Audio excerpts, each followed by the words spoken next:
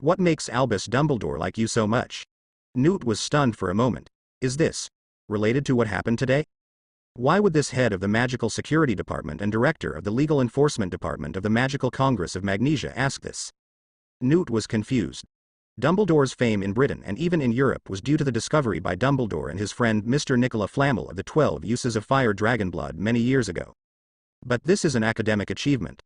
Although Newt is autistic, he also knows that academic achievements are often something that ordinary wizards will not pay attention to.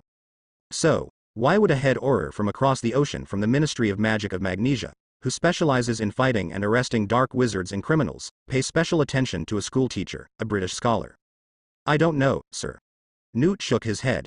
Grindelwald knew he had made a mistake, but he was always a little sensitive when it came to his old friend.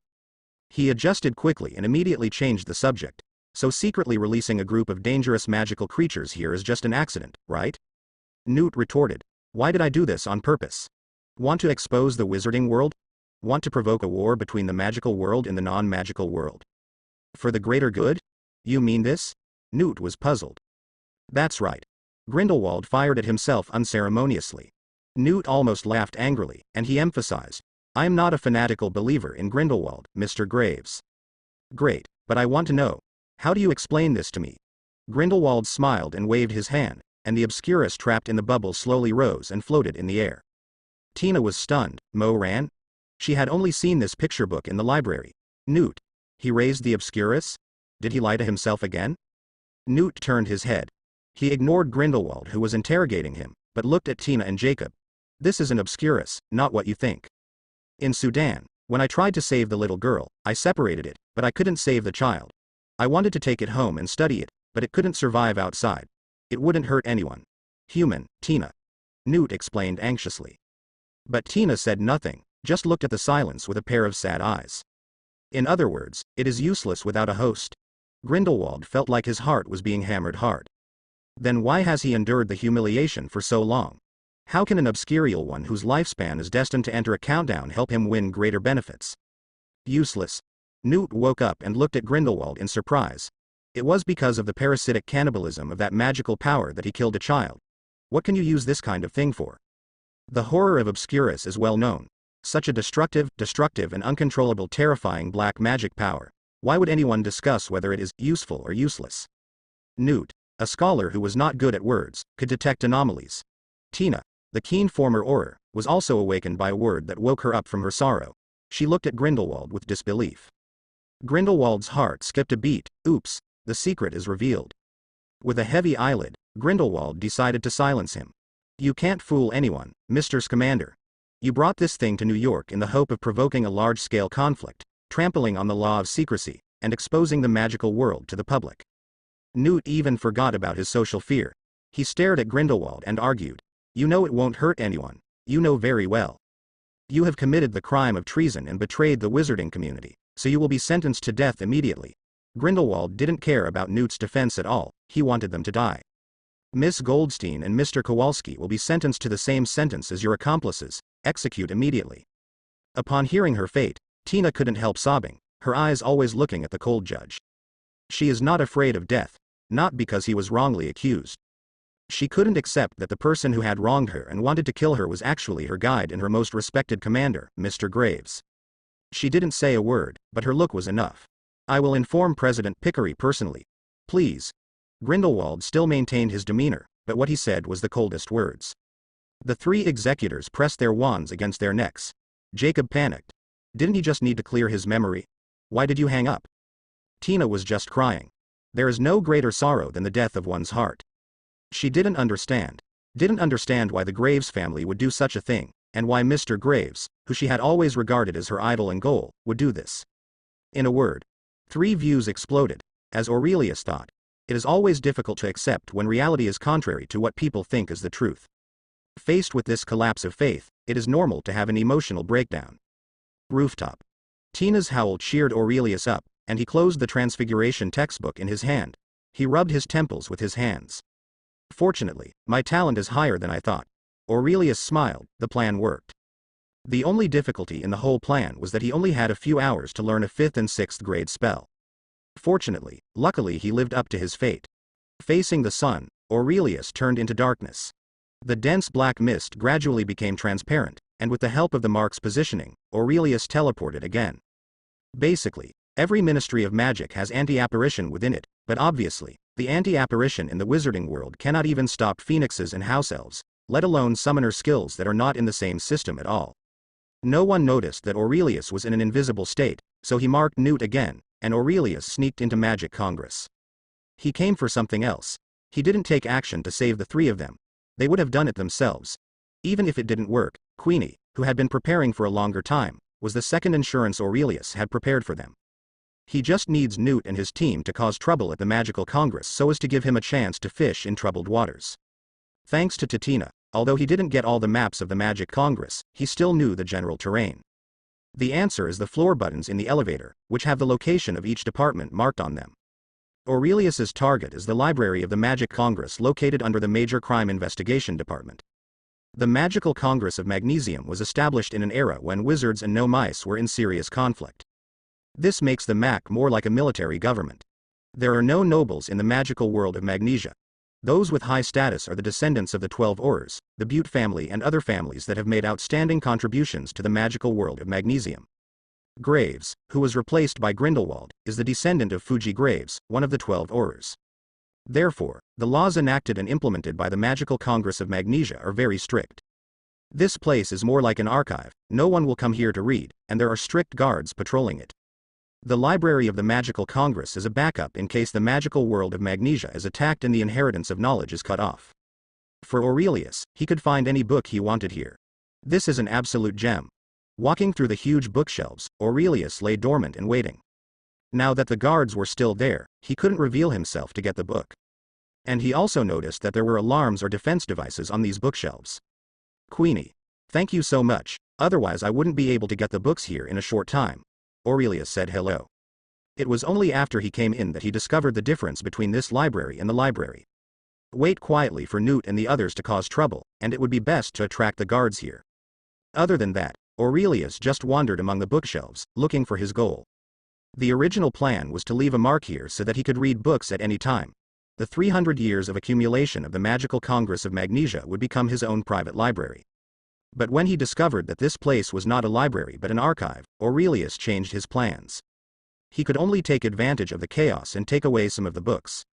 It was impossible to take them all away. If it weren't for Queenie's gift of a book box, he could only take away 3 or 5 books, which would be amazing. His main target is black magic. Ordinary magic can always be obtained somewhere, but truly high-end and top-notch black magic is difficult to obtain. After wandering around for 2 times, Aurelius locked in some target books, some of which were old friends he was familiar with, and some new friends. Secrets of Advanced Black Magic, and Curse and Countercurse, these are all magic books that appear in the original work. There are also some that he has never heard of, such as Awakening Your Loyal Servant, The Fire of Hell, Bloody Ritual, and Puppets, Torture and Killing, a book that you will know what it is about as soon as you hear it. I hope it works, but don't waste your efforts and make a bunch of useless stuff, Aurelius said to himself. Black magic is powerful and has strange effects, but it has serious side effects. Aurelius wanted to learn it because he felt that he was probably immune to the side effects of black magic. If he learned black magic but couldn't resist the negative emotions caused by black magic, then Aurelius would rather not use black magic. He didn't want to let his emotions control his mind, nor did he want to be corrupted into a madman by black magic like Voldemort and those dark wizards. Has it started? Marking the perspective, Newt began the most exciting period of life and death escape. The autistic little Freckle started his yo-yo trick. Winged Demon. A dangerous magical animal that sucks brains. It spreads its wings like a big butterfly, but its terrifying face looks like a reptile. Newt learned to carry the Winged Demon with him when he was in Brazil and learned from the wizards there. Brazilian wizards specialize in harnessing and taming magical creatures to fight. Based on his understanding of various magical creatures, Newt chose to carry the Winged Demon, which curled up to the size of a palm, like a green spiny pupa. Once released, he will transform into a terrifying killer with an arm span of 1 meter that sucks people's brains. Without a wand, the Winged Demon became Newt's trump card, helping the 3 of them defeat the 3 executioners and escape quickly. But the Winged Demon cannot replace the wand. Tina without the wand is a pure burden, and Newt instinctively feels uneasy without the wand. They don't know how long they can escape in this magical country where wizards and Aurors are everywhere. Queenie. A door opened, and a figure appeared in front of Newt. He subconsciously was about to launch the winged demon attack, but luckily Jacob's surprised shout stopped Newt. "Come in." Queenie clapped the suitcase in her hand. It was Newt's suitcase, and in her hand were the wands belonging to Newt and Tina. Aurelius was a little dumbfounded. "No. I've given you several extra hours to prepare, but you ended up hiding in a box and escaping?"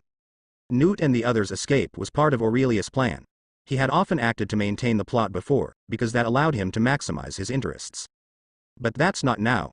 What he wants now is for Newt and the others to cause chaos so that he can fish in troubled waters. What plot will you follow at this time? The only result of asking Queenie to prepare in advance is that the chaos will be smaller than the one in the plot. 10,000 grass mud horses galloped past. It's true that the plan can't keep up with the changes. Aurelius shook his head, but it didn't matter. Aurelius had learned experience after the failure of seeking Motla Rat. Plan A failed? Don't worry, he still has Plan B. It's a pity that I learned my original form immediately and didn't use it. When Queenie successfully left Magic Congress and Newt and the others were released again, Aurelius appeared instantly and destroyed the defenses on the bookshelf with one force, triggering the alarm bell. He rolled up his target and stuffed a total of 80 or 90 magic books into the book box. Before the guards arrived, he activated the second stage teleportation effect of the Mark Summoner's skill and disappeared into the library. "Where are we going now?" "We need a repaired place. Those animals are still wandering around. I can't watch them being killed by Aurors," Newt said anxiously. "Newt, don't worry, it won't happen. Chairman Pickery's order is to arrest, and the Aurors won't kill him unless it's just in case," Tina comforted. "No. The invisible beasts are okay. They are not easily discovered by Aurors, but the poison horn beasts and bird snakes are still outside. They are 4x level magical creatures. Aurors who don't understand their habits have no way of catching them. Once they are provoked and the Auror is injured, the Auror will definitely attack," Newt said eagerly. Jacob suddenly suggested, "My house, no, my grandfather's house, they have passed away and no one lives there. We can go there first." "Okay," Tina nodded, turned to Newt and said, "Don't worry, it's been several hours. If something happened, it would have happened a long time ago. We need to confirm again how many animals you have wandering around." Newt looked at the other three and nodded. No one noticed that an uninvited guest came and left again. Second Salem. When Aurelius appeared and walked in from the door, Chastity came up to him. "Credence, you are finally back. Call me Aurelius, that's my real name." Aurelius looked at her doubtfully, then at the other eager children, and laughed and said, "Why are you all just sitting there? Have you eaten?" The children didn't dare to say anything. Chastity said sheepishly, I don't know how to cook." Aurelius couldn't help but laugh, and then he touched Modesty's head next to him. "Okay, let's take everyone to the restaurant. Forget it, let's go to the yard. Before the house is repaired, we may have to eat in the yard." After the two older children led them to the courtyard in the middle of the orphanage, Aurelius said to Chastity, "Help me, can you?" Chastity smiled. Of course. Of course." Chastity went to the kitchen to prepare, but Aurelius came to Mary's body. He leaned down, not afraid of Mary's horrific death state, and sat next to her. "I'm sorry. Maybe I shouldn't kill you. Maybe I should. I hurt Mr. Mason unintentionally. I don't know if it should be my fault, but you have abused me for 15 years and you still want to use me as a sacrifice. Then I step back and stand by. Does that seem to make sense?" Aurelius smiled, stretched out his hand to close Mary's eyelids, covering her eyes that were still frightened until she died. "Perhaps no one is right or wrong. Goodbye, Mom, I will find you a feng shui treasure." With a wave of his hand, the wreckage on the ground was shaken. The wood, gravel, and rubble danced under the drive of Aurelius, wrapping Mary's body softly like a spring breeze. Eventually, it condensed into a coffin that was 5 or 6 feet long and 2 feet wide. He didn't know what funerals were like in Europe and the United States, so he simply went to his hometown in his previous life. He planned to let it rest for 7 days and then bury it. Dusting off his butt, Aurelius went to the kitchen. In fact, he doesn't know how to make delicious food, but he can still make random stews. Wash and chop various vegetables, throw them into the pot, mix them with the noodles and puree, and cook them together, and the steaming soup is ready. The meal was not difficult to prepare, but it still took a long time for these hundreds of children. Chastity took the children to wash the dishes, while Aurelius leaned aside and read a book. It's not a black magic book. No matter how arrogant Aurelius is, he can't read a black magic book in front of hundreds of children. Clay, Aurelius. Aurelius looked up and saw a little girl named Kyle. At these child ages, girls develop faster than boys and develop self-confidence more easily. Of course, you can't have any confidence with Mary, but in general, girls are more in charge. What's wrong, Kyle? Aurelius asked softly. Don't we have to hand out flyers? Kyle asked in a low voice. Aurelius looked at the group of little guys who were paying attention and nodded. Yes, there is no need to hand out flyers. Then do we have anything to eat tonight? Kyle didn't even ask about lunch. When Mary was presiding, if there was no meeting or leaflet distribution in the afternoon, there would be no food at noon. Of course. Well, Aurelius just finished speaking, but he paused again, and he suddenly had an idea. You go and play, just don't run out. It's very dangerous outside. Aurelius touched Kyle's golden hair. After getting Aurelius's approval, a group of little guys were happy. If Mary were still here, Mary would have reprimanded him at this time. But who told Mary to lie down? Aurelius had had enough of the overly oppressive environment. A place with hundreds of children was as oppressive as a prison. What did this sound like? Chastity yelled to stop a group of naughty children who were having fun. As soon as they shouted to stop, they started to find something else to do. After a while, Chastity was running sweating profusely before gathering the children to a suitable level for playing. Huh. These naughty guys. Chastity scolded, but the bright smile on her face also showed that she was very happy. Without the devil like Mary, all the children have a huge mountain on their heads. Aurelius, what are you doing? Chastity looked at Aurelius, who was sitting cross-legged and meditating, and asked curiously. Well, just think of it as kung fu, Aurelius said casually. Kung fu. What is that? Aurelius then remembered that it was only 1926, and it was still far away from the kung fu craze. He is familiar with the Code of Blades in the Inheritance. Aurelius not only received the Summoner's Inheritance, to be precise, he received the War Academy's Inheritance, all of it. Including the most important summoner system, the drawings and runes of the War College facilities, the Crystal Trace, the Twisted Jungle and even the Summoner's Rift, he can rebuild them one by one given him time and materials. However, simple reproduction is meaningless. These are two worlds. Valoran could make a college a world tribunal, which is not feasible here. Code of Blades was compiled by a large number of the most outstanding heroes on the continent. It can be said to be an encyclopedia of magical secrets in cold weapon combat. It contains the lifelong efforts and inheritance of dozens of warriors and heroes. Let's put it this way, if you can fully understand any of them, you can jump from a cannon fodder level ordinary soldier to a hero. What is a hero? The summoner can contract any creature and turn it into a defender, but not every defender can be called a hero. The difference between heroes and non-heroes is huge.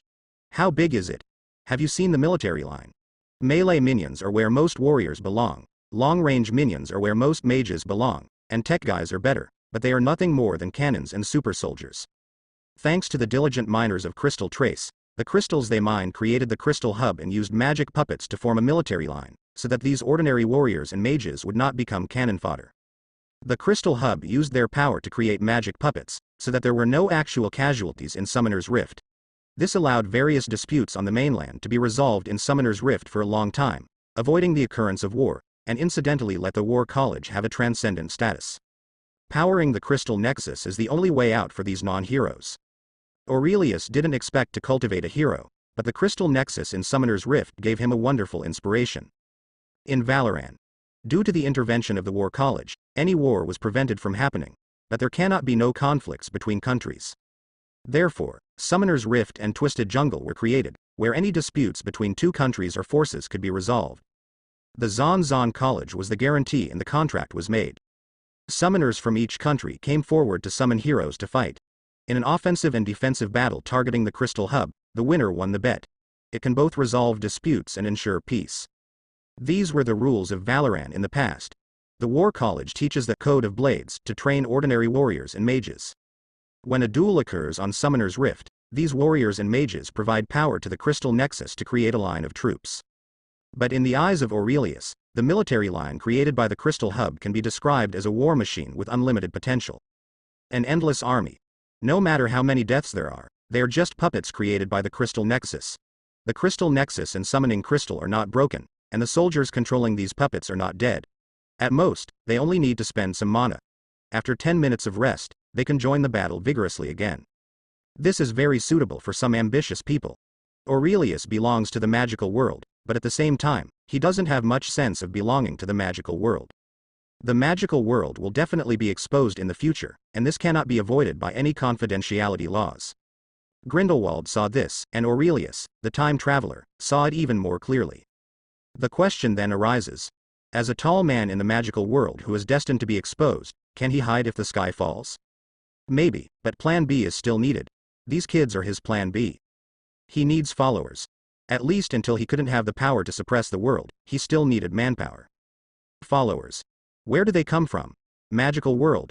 There are not many people, but there are many thieves. Ordinary people.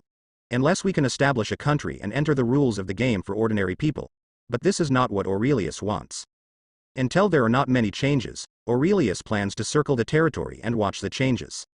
He plans to teach the Code of Blades to the children in these orphanages. Of course, not the entire church. He didn't expect that hundreds of children in this small orphanage would give birth to heroes. It's not that Aurelius is too proud of himself, or that he looks down on these children. In Valoran, elites selected from all over the continent enter the War College, and the Code of Blades is a required course for every War College student. But was any hero ever born? The inheritance told him, no. Not a single one. Theoretically, the lifelong efforts of dozens of heroes in the Code of Blades can be regarded as inheritance, but it is so sad that for so many years, no student from the War College has become a hero through the Code of Blades. All the elites in Valoran can only work as soldiers in Summoner's Rift. Aurelius, who directly accepted the inheritance, didn't think he could become a hero. Why should he open this small orphanage in Salem? Can talents emerge in large numbers? What if this is Arkham? It's not feasible to expect to cultivate heroes by yourself, at least not now. Instead of trying to cultivate heroes, it's better to just blast the troops. He needs a group of followers who are capable of fighting, but he also doesn't want to be stabbed in the back, so he must have the ability to control these followers. He doesn't like to use Grindelwald or Voldemort's methods, and he doesn't like to force anyone. The Crystal Nexus system in Summoner's Rift is a good idea. He wants these children to become batteries and control the soldiers in the military line. These children themselves have no fighting ability and are certainly not dangerous. The most critical crystal hub is firmly in his hands. Those who are willing to serve him will win the right to use power. Those who are unwilling to serve will also lose their power and gain freedom. Fair enough, right?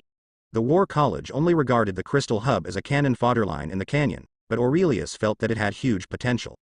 It will not cause actual casualties, and it can provide a steady stream of combat power. The most important thing is, easy to control. How could he not pay attention to such a war machine? It's just that the crystal hub in inheritance is not enough. Whether it is melee soldiers, long-range soldiers, or even artillery vehicles and super soldiers, their combat effectiveness is a bit unsatisfactory. If you do it exactly according to the inheritance, it's really cannon fodder. The War College does not pay much attention to the Crystal Nexus minions, and no one is going to further upgrade and transform them. Maybe there are short-lived summoner skills, promotion, and equipment banner of command? If you want to use Aurelius, you must upgrade it. This matter is not easy to say, nor is it difficult to say that it is difficult.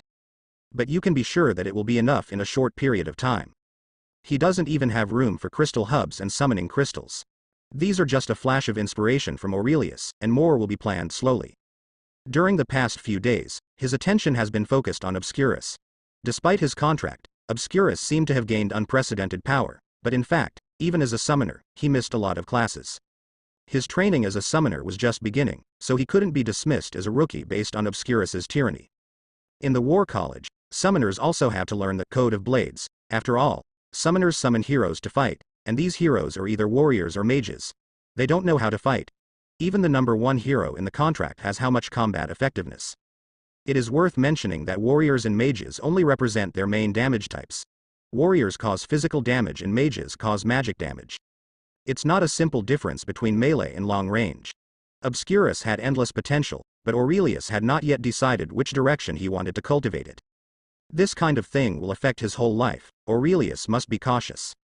But no matter what you choose, you must learn Code of Blades. I feel like my energy has improved a lot since the contract was silent. After running around all night, I'm not sleepy at all. Aurelius felt great. This is 80% the normal physique of a wizard who has not been invaded by the Obscurus. In the inheritance, he did not find any physical enhancements that the summoner would receive. Hiss, wow. The big snake is flying in the sky. Aurelius looked up sharply. A giant snake that looked like a giant dragon streaked across the sky at high speed. Its wings suddenly flapped and stirred up a Category 5 wind. Bird snake. Aurelius blinked.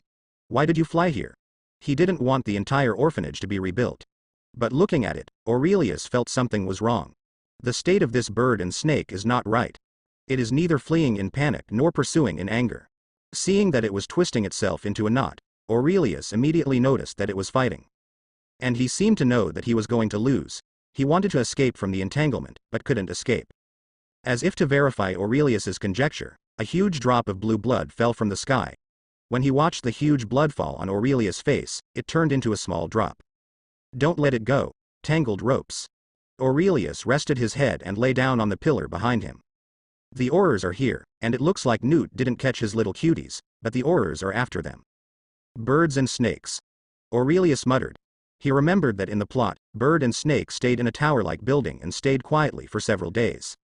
In this case, how could the Aurors find out without a magical animal expert like Newt? Whoa whoa. A timid cry interrupted Aurelius' thoughts. He turned around and saw a little guy less than Aurelius's waist squatting in the shadow of the corridor and yelling softly at Aurelius. It was an animal similar to an orangutan, covered with long silver-white hair, with a curious, wrinkled face, big dark brown eyes hidden in the long hair on the top of its head, and a grimace. Invisible beast? Aurelius was a little unsure. Invisible beasts use their superb invisibility abilities to protect themselves from danger as gentle herbivores. They rarely show their true colors, so few people have seen them. Moreover, the invisible beast has a unique ability to foresee, and can have limited insight into the future fragments of some high-probability events. On the contrary, it is similar to Grindelwald's peculiar eye. Invisible beasts are listed as 4X in the Ministry of Magic classification levels, but this is not because invisible beasts are dangerous. On the contrary, in terms of the degree of danger, the invisible beast may only be slightly stronger than the velvet. There can be 4X levels, more so that they are difficult to catch and discover. The invisible beast is native to East Asia and was brought to the American continent about 300 years ago. However, because there was only one, the invisible beast eventually hybridized with the ugly ghoul, resulting in the invisible monster, a headache for the United States. The birth of the man-eating magical creature. But that was 300 years ago, and no invisible beast has a lifespan of more than 300 years, so. The invisible beast in front of me must be the one that belongs to Newt, Dougal. Oh. The invisible beast behaved a little strangely when facing Aurelius. It seemed to want to get close to Aurelius, but it was afraid of something. Hiss. As the birds and snakes fighting with the Aurors wailed in the sky, the invisible beast ran over and hugged Aurelius' thighs with two extraordinarily long arms. Oh, oh, oh. The invisible beast pointed its finger at the sky and shouted urgently. Aurelius looked at it. You don't want me to save that bird snake, do you? Invisible beasts are very smart, and Aurelius doesn't know if all invisible beasts are so smart or Newt is an exception. It seemed to understand, nodding repeatedly and waving its hands. Of course, it was impossible for Aurelius to feel like a girl when he saw a furry guy. After thinking for a while, he shook his head. No, little guy. He didn't want to deal with Aurors at all. He just wanted to survive until he finished studying the books he got from Queenie in the Magical Society. In this situation, he jumped out simply to take the blame, even if it was really him who did all this. But this pot is too big for him to bear. Oh. Oh. The invisible beast jumped up and down in front of him anxiously. Aurelius never changed his mind. Oh, seeing that the invisible beast could not change Aurelius's mind no matter what, he lowered his hands in despair. When an invisible beast gives up its invisibility, it means it is risking its life. Aurelius also knew this, but it was impossible for him to agree to Dougal just because of this. Hey, there's a woolly monkey here, come on. With a twist, an Auror broke into the orphanage. He held up his magic wand, looking ready for war, but he happened to face the disappointed Dougal. Oh. Dougal was frightened and disappeared almost instantly. The Auror was stunned, and Aurelius was also stunned for a moment. The Auror remembered a magical animal that he had only learned about in the history of magic, and he exclaimed, "It's an invisible beast." Aurelius was surprised that Dougal disappeared from his sight, but did not disappear from it, perception. It? No doubt. Obscurus. Does Mo Ran still have this ability? Sorry, Mr. Nomage, you saw it. No, you saw something that shouldn't be seen. I had to do something. Don't worry, it will be quick and there will be no pain. Auror looked looking at Aurelius. He saw the children gathered behind him and scratched his head. It's too bad. There are hundreds of them here. Outside. I'm afraid everyone in New York has seen them. Forget. Before he could finish the spell, a tyrannical force lifted him away. The Auror panicked, he was fixed to the wall, and he subconsciously looked at Aurelius. Aurelius was pointing his wand at him with a gloomy expression. No need here, sir. The wand was of course used in disguise. In just one day, the only spell Aurelius knew was still half-baked, and he was able to imprison an elite wizard Auror. Of course, he relied on the power of Obscurus. You're a wizard? Auror blinked. Aurelius removed the Obscurus and the Auror slid down the wall. Oh, thank you. Sorry, I haven't met your husband, so I'm rude, Auror said apologetically. You should go and resolve this farce, go ahead. Aurelius issued the eviction order. But Auror looked at the child behind Aurelius a little embarrassed. Millions of people in New York have seen it, but these children are still missing? Aurelius asked. The Auror made a grimace. That's true. I'm sorry again, sir. After saying that, a phantom disappeared. Aurelius sighed, such an inch, and Auror ran into the orphanage. He had no choice but to do this if he didn't want his memory to be wiped. He didn't want to test whether the Obscurus was immune to oblivion. What if it can tea? Oh, the invisible beast Dugor appeared again, and it pulled Aurelius's clothes pitifully. Aurelius sighed, looked at Chastity, and bowed slightly. Sorry, Chastity, it seems I have to leave for a while. But a group of children looked at Aurelius pitifully. He was the support of these children, but he had to leave. He has been exposed. Not to reveal the identity of the Obscurial, but to reveal the identity of the unregistered wizard. Once the Magic Congress settles its scores, it's best to go to jail for a few days. Look at me. Aurelius held Chastity's shoulders, asked her to look at him, and then said, Squib? Mr. Graves, we will meet again. Hold on to me, lil one. Aurelius patted Dugor's head, and Dugor hugged Aurelius' thigh tightly. As soon as his mind moved, Aurelius's figure suddenly distorted, just like the Auror who just disapparated, and disappeared into the orphanage. Is that apparition? Of course not. As the ever-changing Obscurus, it is not difficult to imitate a magical effect. He had to do this in order for Chastity to see it, for the children to see it, and for Grindelwald to see it. It's dying. Quick, fix it. The flames are blazing. Shattered to pieces. 3 or 5 Aurors were besieging the bird snake, and the scales on the bird snake's body were stained with blood.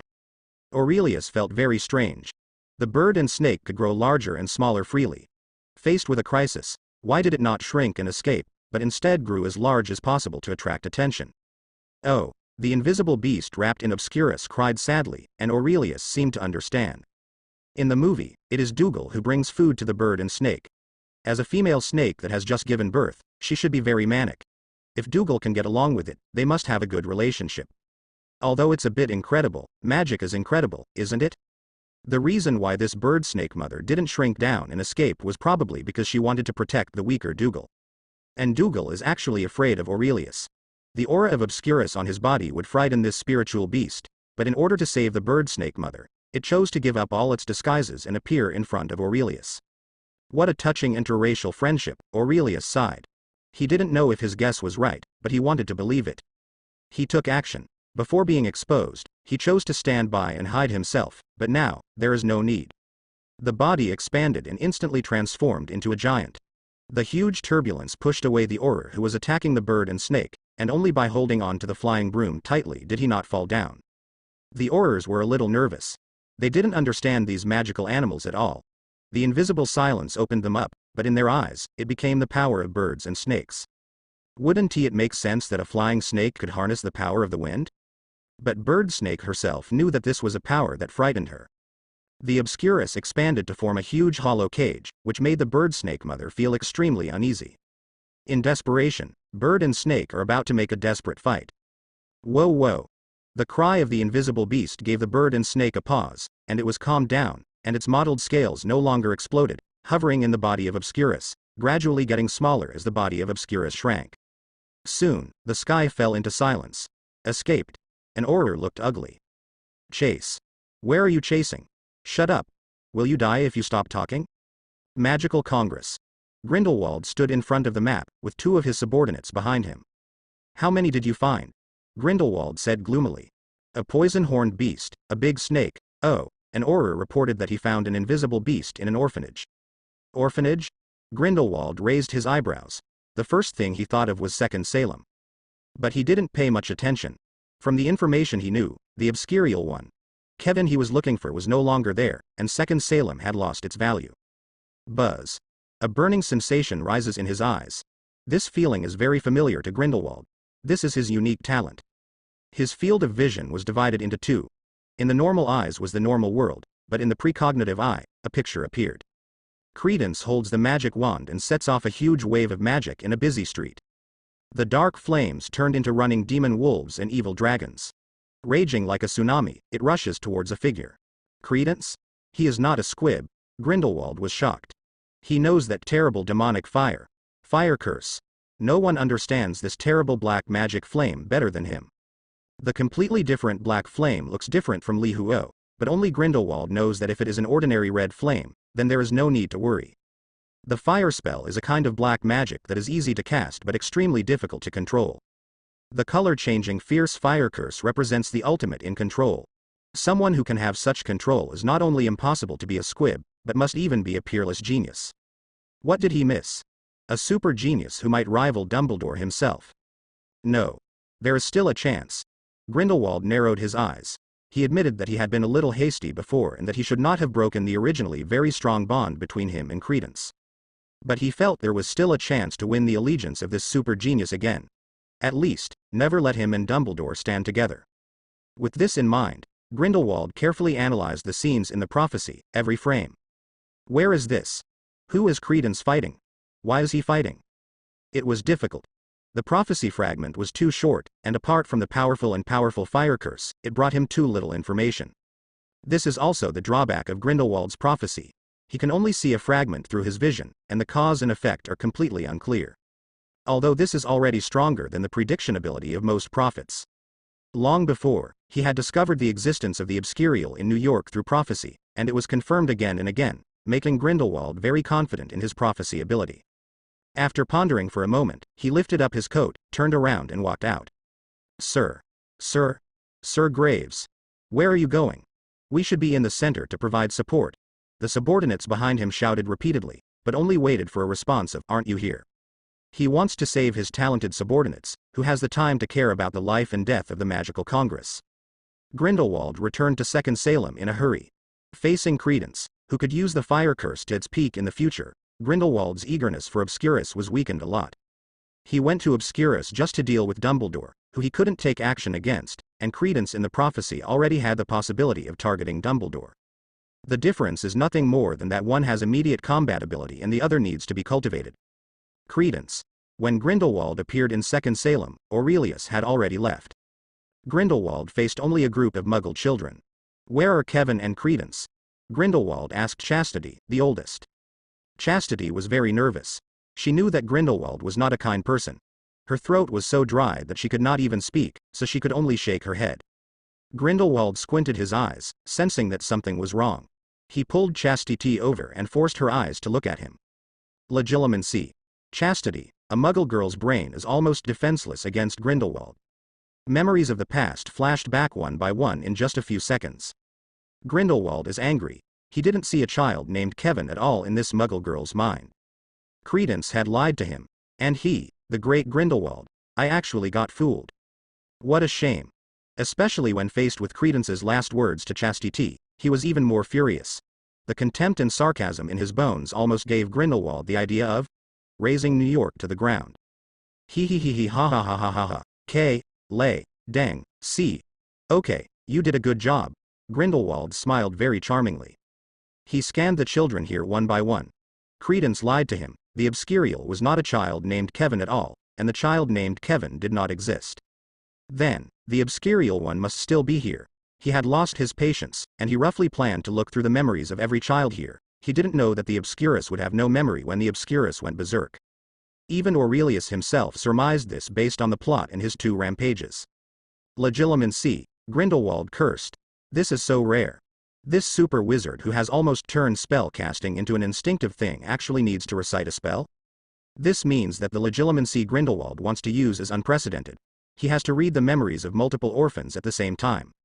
But just when he was halfway through the incantation, there was a scream from the sky, and the black fog filled the entire New York, as if New York was pulled to London in an instant. The Obscurial one. Grindelwald was stunned. He had seen the familiar black fog as early as the summer of 1899. And it was only then that he noticed this unprecedented fighting force, Obscurus. But, is the Obscurus so terrifying? heavy fog filling all of New York? Looking at the black mist that gradually formed like a hurricane, Grindelwald couldn't help but take a breath. He looked back at the cowering orphans and disappeared in a flash. No need to look for it, Obscurus is in the sky. Can I ask, why should I wear this? Jacob knocked on the helmet that seemed to be made of vines. Because your skull can easily crack under a strong impact. Newt hurried forward and took the time to look back and say. Jacob almost suffered a cardiac arrest. What the hell? Skull. Cracked. Phew. A frightened Shire horse ran wildly on the street. As a draft horse native to England and the largest horse in the world, it looked like a monster up close. Now, the largest horse in the world was as panicked as a rabbit, and even hit 2 pedestrians while running wildly. So what frightens Sharma so much? Boom. The giant unicorn broke open the houses on the roadside.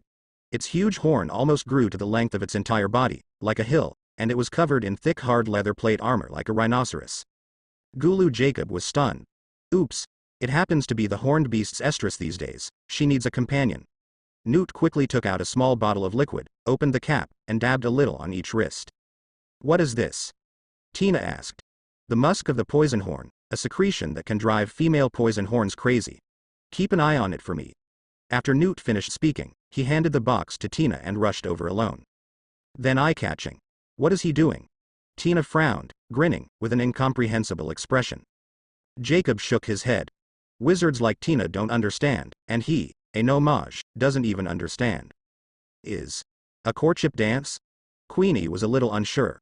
Although Newt was silly, he was introverted. Newt was undoubtedly an elite wizard.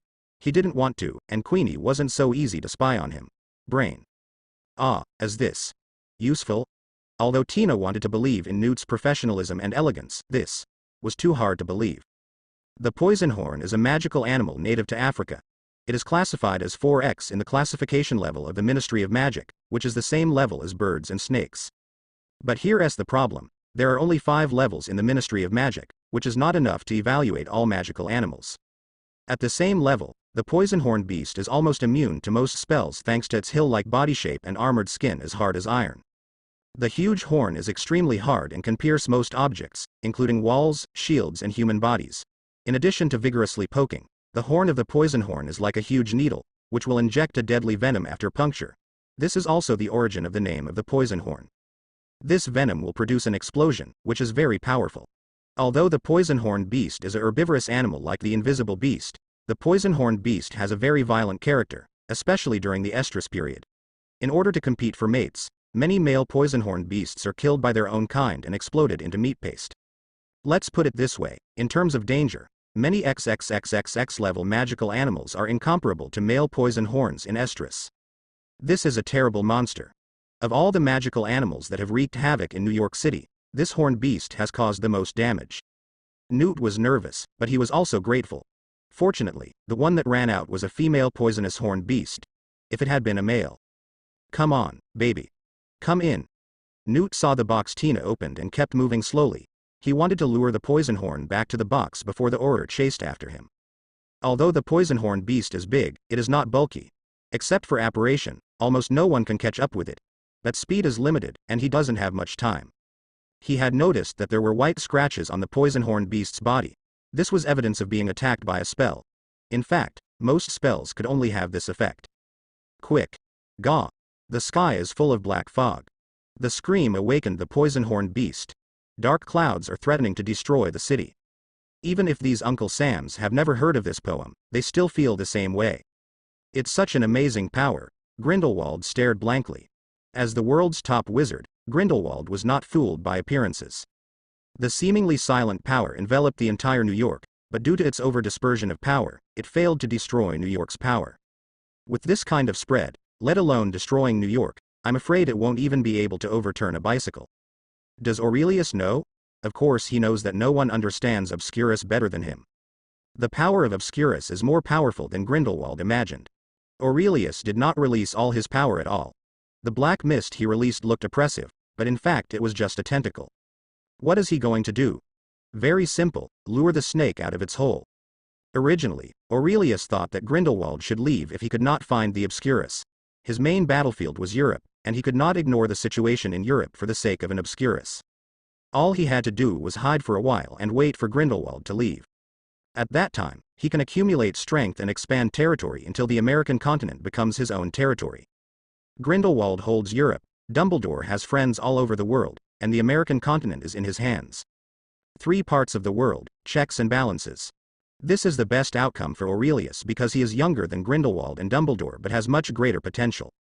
The super magical talent inherited from his predecessor, coupled with the inheritance of the Zhanzhan Academy, is something that neither Lao Deng nor Lao Ge can compare with. As long as the world situation remains deadlocked, he can buy time. However, when Grindelwald wanted to read the memories of all the children in the orphanage, Aurelius realized that Grindelwald was determined to win the Obscurus and himself. From what Aurelius knew, Grindelwald was very afraid of using legilimency. He hasn't used it once in the 3 plots. Is it because he doesn't know how to do it? That's bullshit. It's just that he doesn't want to. Just like Dumbledore is unwilling to use dark magic, but who doesn't know that Dumbledore is a top dark magic master? It was quite determined to allow Grindelwald, who didn't like to use legilimency, to use legilimency on hundreds of Muggle children. This further shows how arrogant Grindelwald is. He doesn't look down on anyone except Dumbledore. He felt that once he got rid of Dumbledore, no one in the world could stop him. With this almost obsessive thought, does Grindelwald care about Europe? Don't attack the army, don't attack the city, don't fight for the land. Grindelwald, who is ambitious for the world, will not care about the gains and losses of one city or one place. If he can, Aurelius has no doubt that Grindelwald would give up all the power in Europe in exchange for credence, and the Obscurial one, absolute allegiance. Under such circumstances, it is impossible to expect Grindelwald to give up and leave on his own. Since Grindelwald will not give up and leave on his own, there is no other way. Aurelius can only drive him away. He definitely couldn't do it based on combat power alone. Then go with the flow and take advantage of your strength. The overwhelming black fog attracted not only Grindelwald, but also Aurors from all over New York and Newt and his group of fugitives. Newt, Tina, Queenie and Jacob stood on the roof of a tall building. In an emergency, Jacob held the box and put it on the horn of the poison horn, which solved a major problem. From the edge of the roof, you can clearly see the turmoil below. Chaotic city traffic, blaring car horns, people crying and calling for help. Everything seems to be at the end of the world. Oh my God. Jacob was shocked. Is that the thing called the Obscurus? Newt looked over there intently, judging the power and damage of the Obscurus, and said, "This is more powerful than any Obscurial I have ever heard of." Looking at the black tornado hovering in the distance, there is no doubt that that is the core of Obscurus. Newt thrust the box into Tina's hands and took out a thick diary from his pocket. "If I can't come back, take care of my creatures. Everything you need to know is here." He handed the diary to Tina, not daring to meet her eyes. What? Tina was confused. Newt turned his head and glanced at Obscurus, then looked at Tina. "I can't let them kill that Obscurus, it's still a child." Their eyes met, and silence was better than sound at this moment. In just a few days, they seemed to have some abnormal thoughts. Jacob looked at Newt, then at Tina, and rolled his eyes with a playful expression on his chubby face.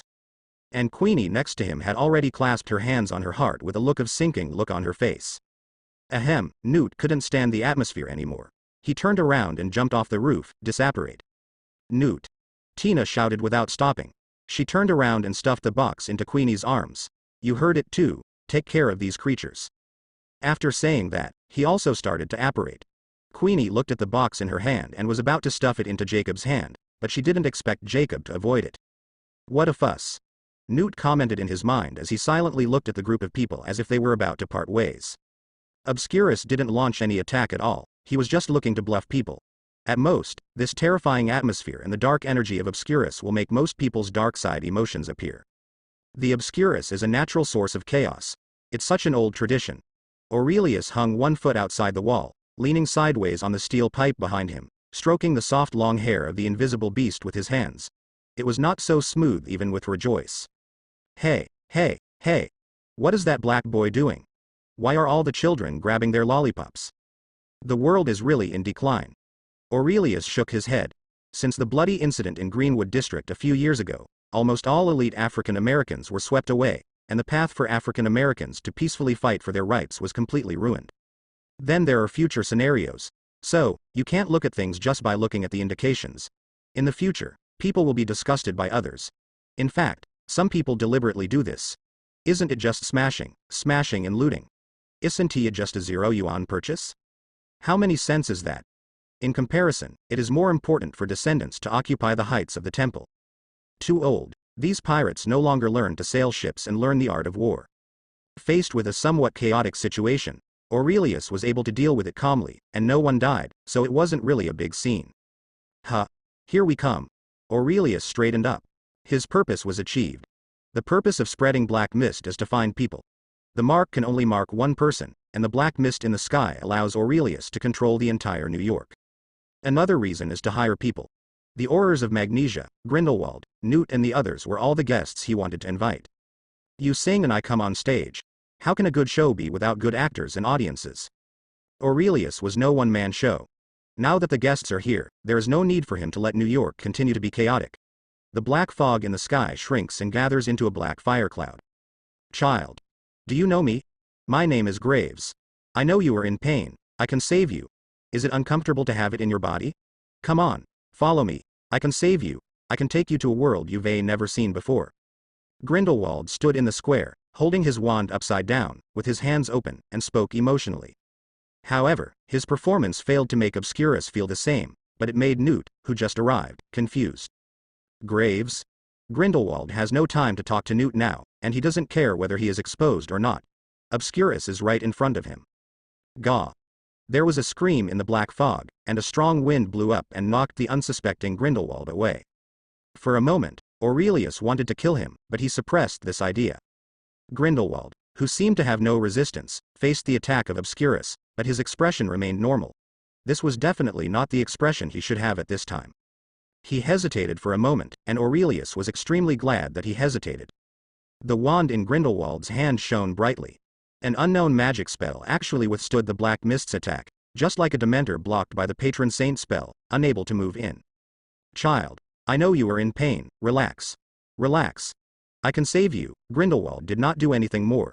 He maintained the spell while speaking in his bewitching voice. Newt. Newt, who was hiding behind a car, was staring at the standoff between Grindelwald and Obscurus when he suddenly heard Tina's voice. He turned his head and Tina followed. Osculus went berserk. Newt shouted amid the storm caused by the standoff between Grindelwald and Obscurus. What should we do? Kill him. That's a child. Tina responded loudly. Newt was very anxious. He had seen Obscurus and even watched the girl die tragically. He didn't want to see the death of another child, but his knowledge told him that when Obscurus went berserk and even devoured its host, there was no hope. He couldn't say it. Declaring a child destined to die was difficult for this caring and introverted magizoologist, especially with the unbearable look he looked at Tina. Gaw. The painful screams came again. Save the child. Tina didn't wait for Newt, the expert, to speak. She directly grabbed the words and rushed towards the back of Graves, with her wand raised. Grindelwald is concentrating on appeasing the Obscurus. Although this Obscurus is just the outer body of Aurelius, it still has stronger power than the ordinary Obscurus. He didn't notice that Tina behind him raised her wand. Grindelwald is Grindelwald, worthy of the title of the most dangerous dark wizard. The moment the curse was activated, Grindelwald instantly dodged and avoided Tina's attack. But he was unable to maintain the magic to resist the Obscurus attack. Obscurus stepped forward bravely, but Grindelwald was 1 against 2 and never lost. Even for an intact Obscurus, he did not use any magic spell that might harm the Obscurus. Tina, you always appear where others least expect to see you. But Tina ignored his words. She knew that she was no match for Graves, so she could only try her best to delay his actions. Let's go. Tina Alexander, feeling the extreme pressure of her old boss for the first time, couldn't help shouting at Obscurus. Go. Go there. Grindelwald snorted, casting a spell with one hand to target Tina with all his strength, and raising the wand with the other hand to issue a spell and cast the unknown spell again to stop Obscurus. Empty-handed. Casting spells without a wand. He was able to resist the full power of an elite auror with his wandless spellcasting. Expelliarmus. Newt's support has arrived. Grindelwald no longer has any hands, and Newt's spell is almost a fixed target. Even a third-grade student can't miss, but... Get out. Grindelwald roared angrily, surging magic power flashing in his mouth. With just one, get out, Newt's spell was shattered? Wong Defa. Aurelius, who was hiding in the dark, was shocked. He thought about the two supermasters Grindelwald and Dumbledore, but he didn't expect them to be so strong. So scary. Aurelius had a chilling feeling that Grindelwald was more powerful than he expected. He even couldn't help but have the idea of taking this opportunity to kill Grindelwald altogether. Being targeted by such a terrifying demon king, Aurelius couldn't sit still. Just when Aurelius was secretly thinking of a dirty trick, the Aurors arrived. Dozens of elite Aurors came from all over New York. As soon as he arrived, he saw the besieged Commander Graves. Another look at the attacker Newt's commander, the fugitive. Tina Goldstein, fugitive. The dark monster, the Obscurial one. Do it. Save Chief Graves. Not only did someone shout, but dozens of Aurors took action at the same time, and dozens of curses struck him. Tina and Newt are at best as good as one or two of these Aurors. How can they escape this curse? In just a moment, Tina was knocked away, while Newt, who was more alert due to his years of adventure, rolled on the ground. Although he was a little embarrassed, he also escaped the attack. No. Grindelwald's eyes widened, but he couldn't stop dozens of curses. The silence that he had been thinking about for a long time was shattered by a large number of magic spells. The cloud like Obscurus was torn into pieces, dissipating like embers. No. Grindelwald roared angrily, his eyes looking for a knife could not be hidden. A bunch of idiots. Do you know what you just did? The Aurors were frightened by Grindelwald's eyes, and they felt more confused. They didn't understand why they got so angry when they helped their commander. Killing the Obscurial is my order, Mr. Graves. Chairman Pickery walked over from behind expressionlessly. Yes. Grindelwald wiped his hair back undisturbed with both hands. History will also record it, Your Excellency. What happened here tonight is unreasonable and ruthless. Grindelwald did not care that Pickery was the president of the Magic Congress and almost accused and questioned him. He is responsible for the deaths of those no mice, responsible for this disaster, responsible for the coming war. He exposed all wizards, and he caused an unprecedented impact on our sacred laws. Ms. Pickery, don't hesitate to speak. That law makes us like rats surrendering to the sewer. That law makes us hide our true selves. That law makes those under its jurisdiction cower in fear, lest our identities will be exposed. Grindelwald was angry. He walked towards Pickery, who was surrounded by Aurors, step by step, and each step made his momentum increase exponentially. Every step is like stepping hard on the hearts of those present. Grindelwald glanced at everyone with contempt. Let me ask you, Mr. Chairman, let me ask you, who is this law intended to protect? Is it us or those who don't know magic? He pointed his finger at the panicked muggles who were far away but still looking here. In his eyes, these muggles were as ridiculous as silly roe deer. The Obscurus was gone, and he had lost the joy of continuing this role-playing game. I refuse to succumb to that law anymore. Grindelwald said contemptuously, turned around, and strode away. Chairman Pickley's heart skipped a beat. These words were not nonsense. What happened to her right-hand man? It's like he's become a different person. But no matter what doubts there are, as the supreme leader of the Magnesium Kingdom's magical community and the guardian of the law, Pickery cannot condone anyone's contempt for the law. Aurors, I think you can remove Mr. Graves and his wand and take them back. Pickery gave the order coldly, glancing at Newt who was holding Tina. A prison cell made entirely of magic surrounded Grindelwald. Grindelwald closed his eyes and held his forehead. He shouldn't have any expectations for these idiots. He turned around and looked into Pickery's eyes with cold eyes. The chill was so chill that Chairman Pickwilly, who held a high position, couldn't help but shudder in his heart. With just a flash of the tip of the wand, the magic prison instantly exploded and dissipated. On the verge of breaking out, the square that was finally calmed down once again turned into a battlefield. An army of dozens of Aurors besieged their former commander. Grindelwald waved his wand again and again, and no spell could get close to him. Phew. While resisting the Auror attack, Grindelwald even had the energy to fight back. From time to time, one or two Aurors would be knocked to the ground. What was even more frightening was that many of the curses that knocked down Aurors were cast by them themselves. This kind of strength is completely beyond the level that Graves should have. Ms. Pickery opened her mouth in astonishment. The most exciting scene is about to begin. Aurelius grinned.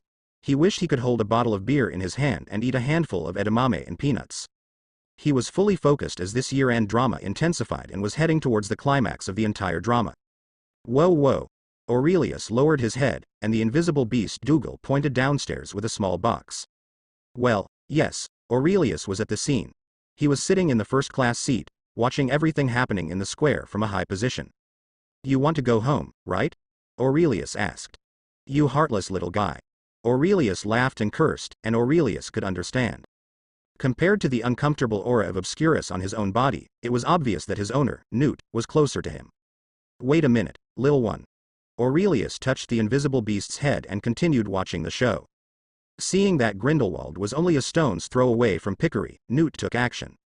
He released the winged demon to block Grindelwald's rebounding spell, and a rope shining with supernatural light instantly grabbed Grindelwald's hands. This is not a curse, Grindelwald is captured. Captured by an idiot he despises. Here comes the wand. Newt took away Grindelwald's wand, which originally belonged to Graves. Grindelwald looked around with deep hatred in his eyes. Especially Newt, an idiot with no martial ethics, unexpectedly attacked. Aurelius made the same movements as Newt, chanted the same spell, and witnessed the true appearance of Grindelwald. The light blonde short hair is upright, and the mohawk-style short hair is bold and rebellious. A pair of light blue eyes as sharp and arrogant as an eagle looked indifferently at Chairman Pickery, who was walking towards him.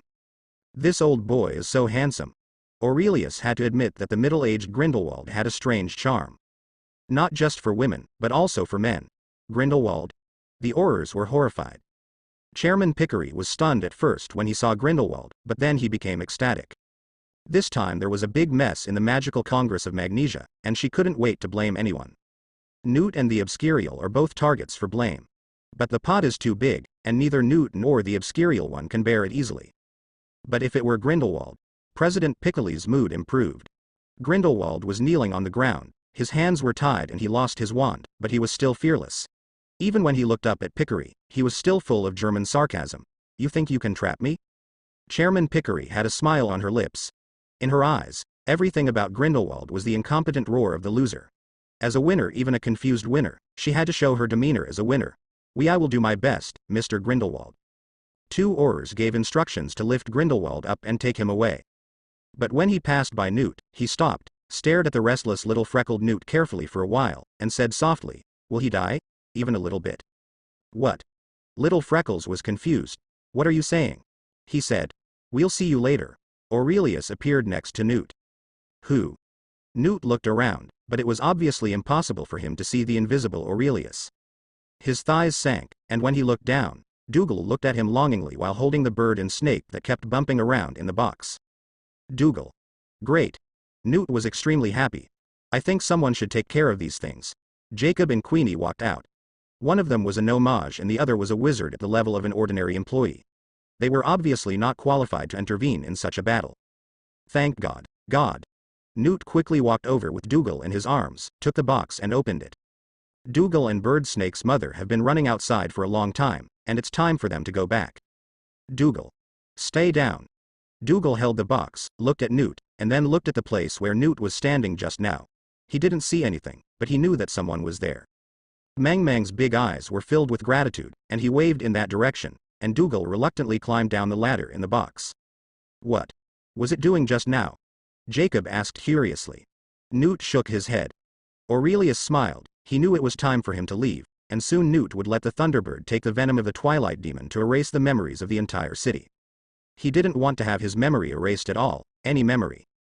Aurelius drifts away after visiting a rainstorm show brought by Thunderbirds above the clouds. Obscurus died, and the culprit Grindelwald was arrested.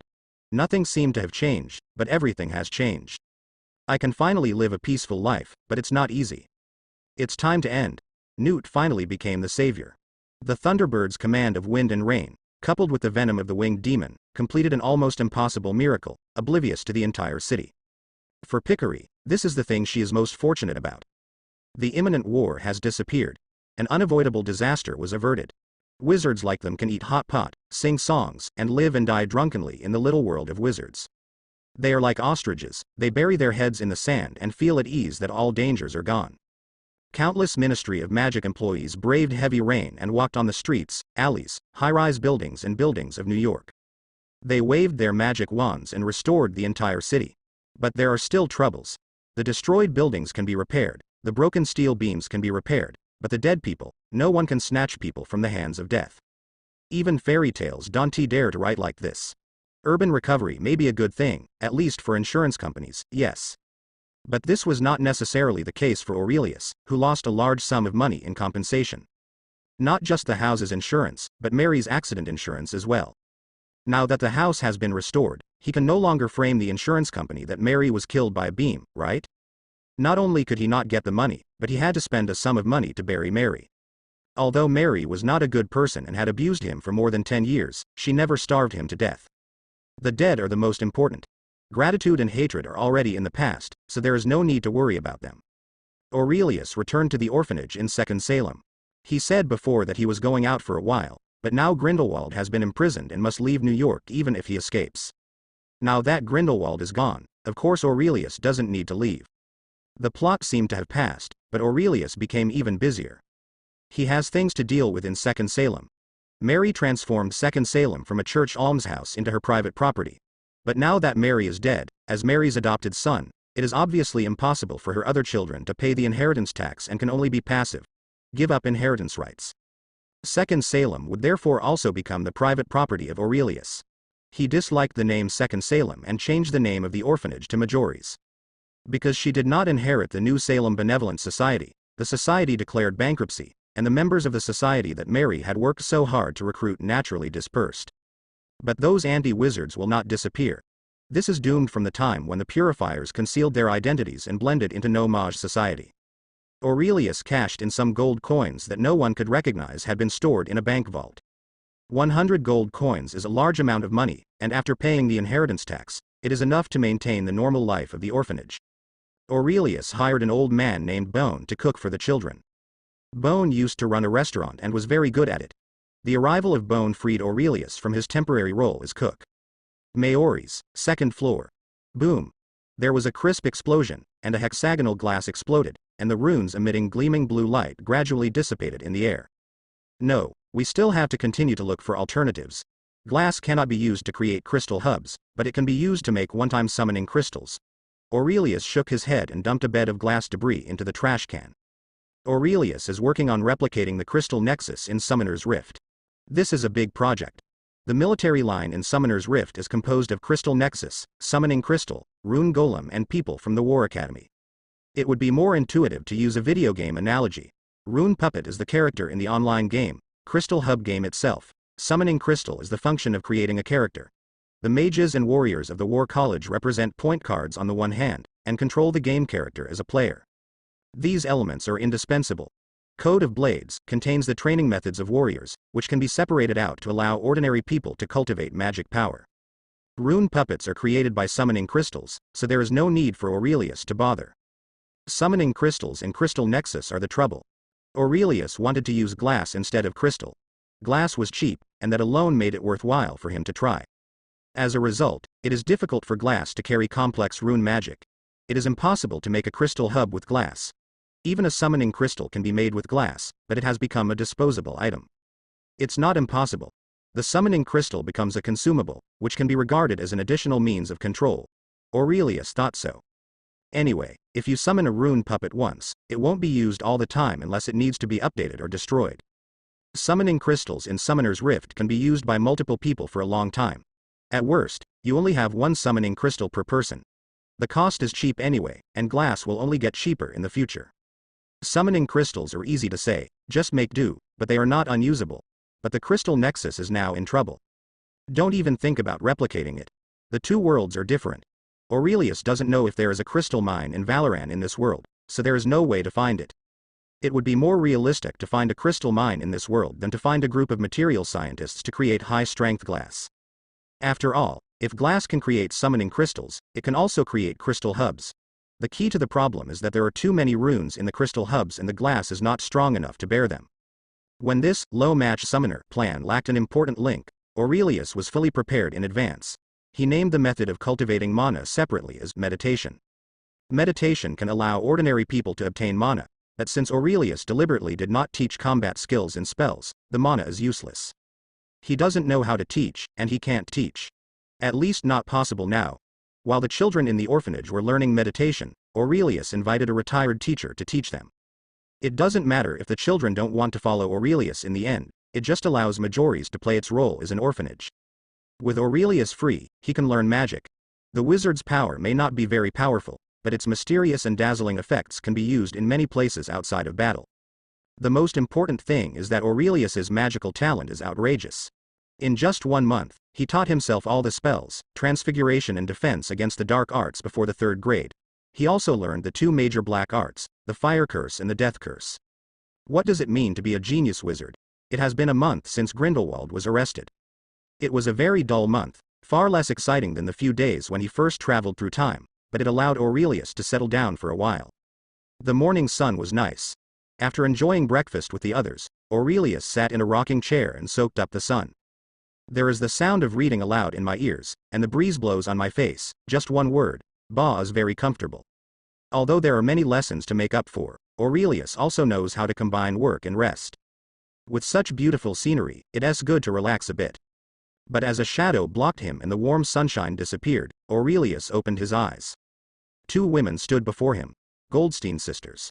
Aurelius couldn't help but sigh and straightened up from the recliner. He glanced at the badge on the collar of Tina's coat and rubbed his temples. It seems that you have made up for it. Congratulations, you are back among the Aurors. You're not a squib, you're not an homage, you're a wizard. Tina looked at him with complicated eyes. Because of him, Tina lost her position as Auror and spent a period of time that could be called the lowest point in her life. But he is a wizard. Queenie should have told you, right?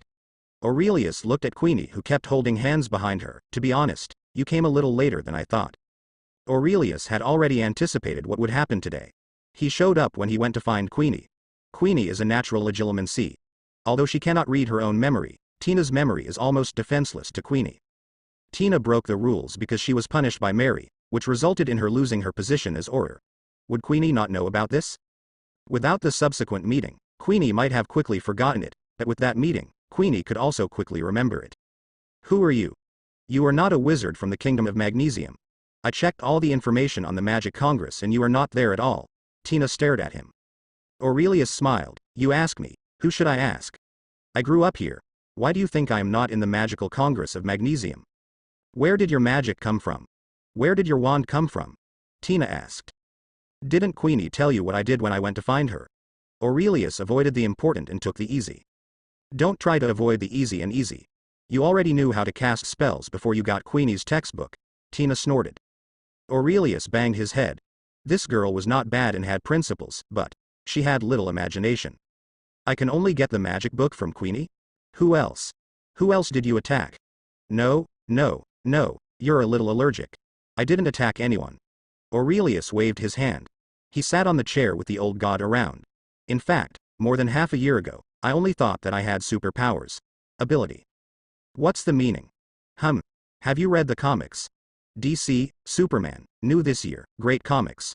Aurelius said, I thought I had superpowers, but more than half a year ago, I met a man, he told me I was a wizard. Who is he? I don't know. He only said his name was Graves. He said he could teach me how to use my power correctly, but the price is to help him find a person, a child. Aurelius added. Maybe should he be called Grindelwald now? I heard that the other day. Grindelwald. Tina's voice suddenly rose. Aurelius pretended to be ignorant. What's wrong? I know he seems to be a criminal, but I don't know. I'm just helping him find someone. I think, even in the wizarding world, helping people find someone it shouldn't be illegal, right? Of course it's not illegal to help find someone, but if it's an accomplice or even an accomplice, then it's a crime. Tina stared at him. How did you know that we were arrested that night? How did you know where I live, and where did your wand come from? It's very simple. My wand is from Graves. Oh, Grindelwald gave it to me. If he wants to teach me magic, I can't use it without my wand, right? Aurelius answered fluently, and he seemed very frank. As for my news, I was at the Magical Congress and saw you being taken away. Why did you go to Magic Congress? It was in the middle of the night.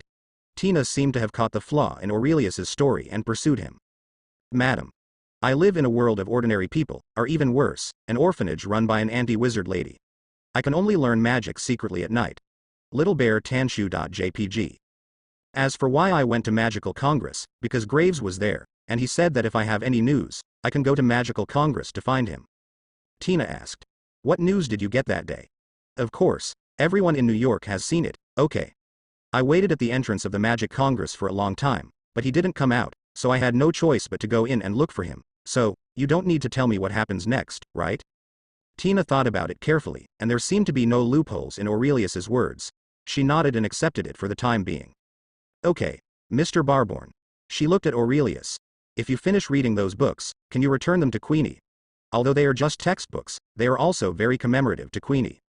Oh, of course. Aurelius agreed readily. Anything else? Tina shook her head. Sorry to bother you. Just as the two sisters were about to leave, Tina suddenly turned around. Mr. Barborn, If you have time, please go to the Magic Congress. Don't get me wrong. I'm sorry that you have been left outside for so many years. This is for the Mac's fault. You can apply for a compensation payment. Oh? You still have money to get? That's really good. Aurelius looked very happy. In addition, Tina glanced at the children who were looking here curiously. The situation in the magic world of Magnesia is very special. There should be a certain distance between wizards and no mice. Do you understand what I mean? Is this the reason why the Magnesium wizard is hiding? Aurelius had a clear look of stupidity on his face. Tina held her forehead and said, "Sorry, Mr. Barber. This is the first time we have encountered a situation like yours. I think you may need to make up for it. Your lack of common sense in the magical world is a bit serious. Can I still go to school in Ilvermorny? This may not be realistic. I will help you find a way. Please don't be offended if you interrupt me next time." Okay, you two walk slowly. Watching the two sisters leave, Queenie's final look back was filled with mixed emotions. She didn't say a word, but this just shows that there is more to this matter. Magical Congress of Magnesium. Nonsense, nonsense, nonsense. Chairman Pickery was furious. In front of her, Tina clasped her hands in front of her body and lowered her head. What she fears most is this unsmiling chairwoman, who can't even keep a straight face, let alone get angry. Goldstein, I just transferred you back to the Auror office. Don't let me drive you back again. Chairman Pickery suppressed his anger. What do you want to tell me? A wizard living in no mage society? 18-year? Tina wouldn't be stupid enough to just say, yes, at this time. She could only respond in silence. We have just captured Grindelwald, and we have just solved the crisis of the war between no mice and wizards due to the destruction of the Statute of Secrecy. Pickery said earnestly. We have just sent away the investigation team of the International Federation of Wizards. All the crises and all the scandals have just ended. What we need now is stability, stability. If another scandal breaks out at this time about two Magnesium wizard children living in no mage society, you understand what this means. What? You will step down. Tina couldn't help but cursed. Your boss, Mr. Graves from the 12 Auror family, has not been found so far. We have lost the director of the Department of Magical Security and the director of the Legal Enforcement Department, and we have lost an excellent Auror. The Magic Congress can no longer allow anything to happen. Do you understand? Chairman Pickery held his forehead and said softly.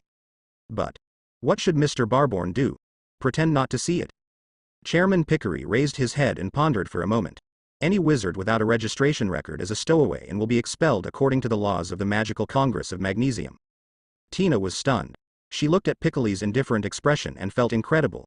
Your Excellency, Chairman, he is just a child. He has never gone to school, and has never studied magic systematically. An unstable wild wizard. He should be expelled as soon as possible, right? Chairman Pickery looked at her. Based on Tina's previous personality, she would definitely argue with reason, but she had to admit that after half a year of sluggish career and a few days of adventures with Newt and Jacob, Tina had changed a lot. She left in silence, but this was not acquiescence. Mayorless Orphanage, 2nd floor. Aurelius, who has finished his training as a summoner, plans to take a rest.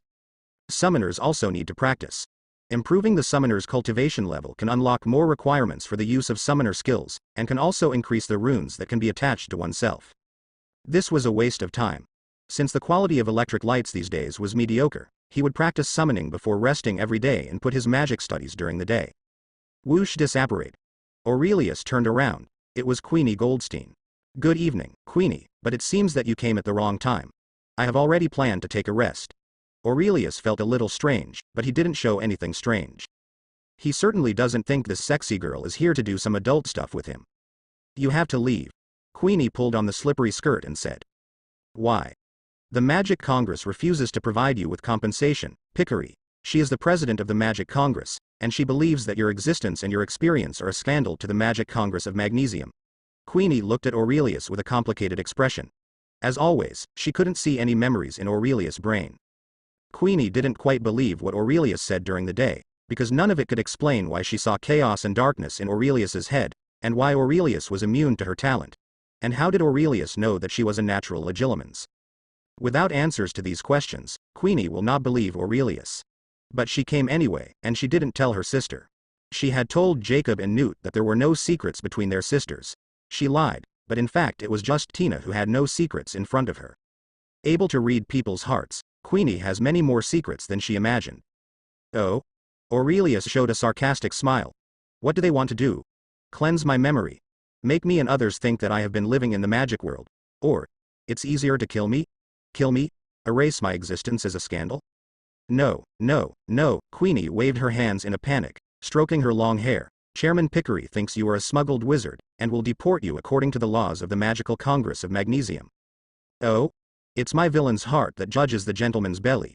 He said this, but his tone was full of ridicule. Idiot. Deport. What the hell is this?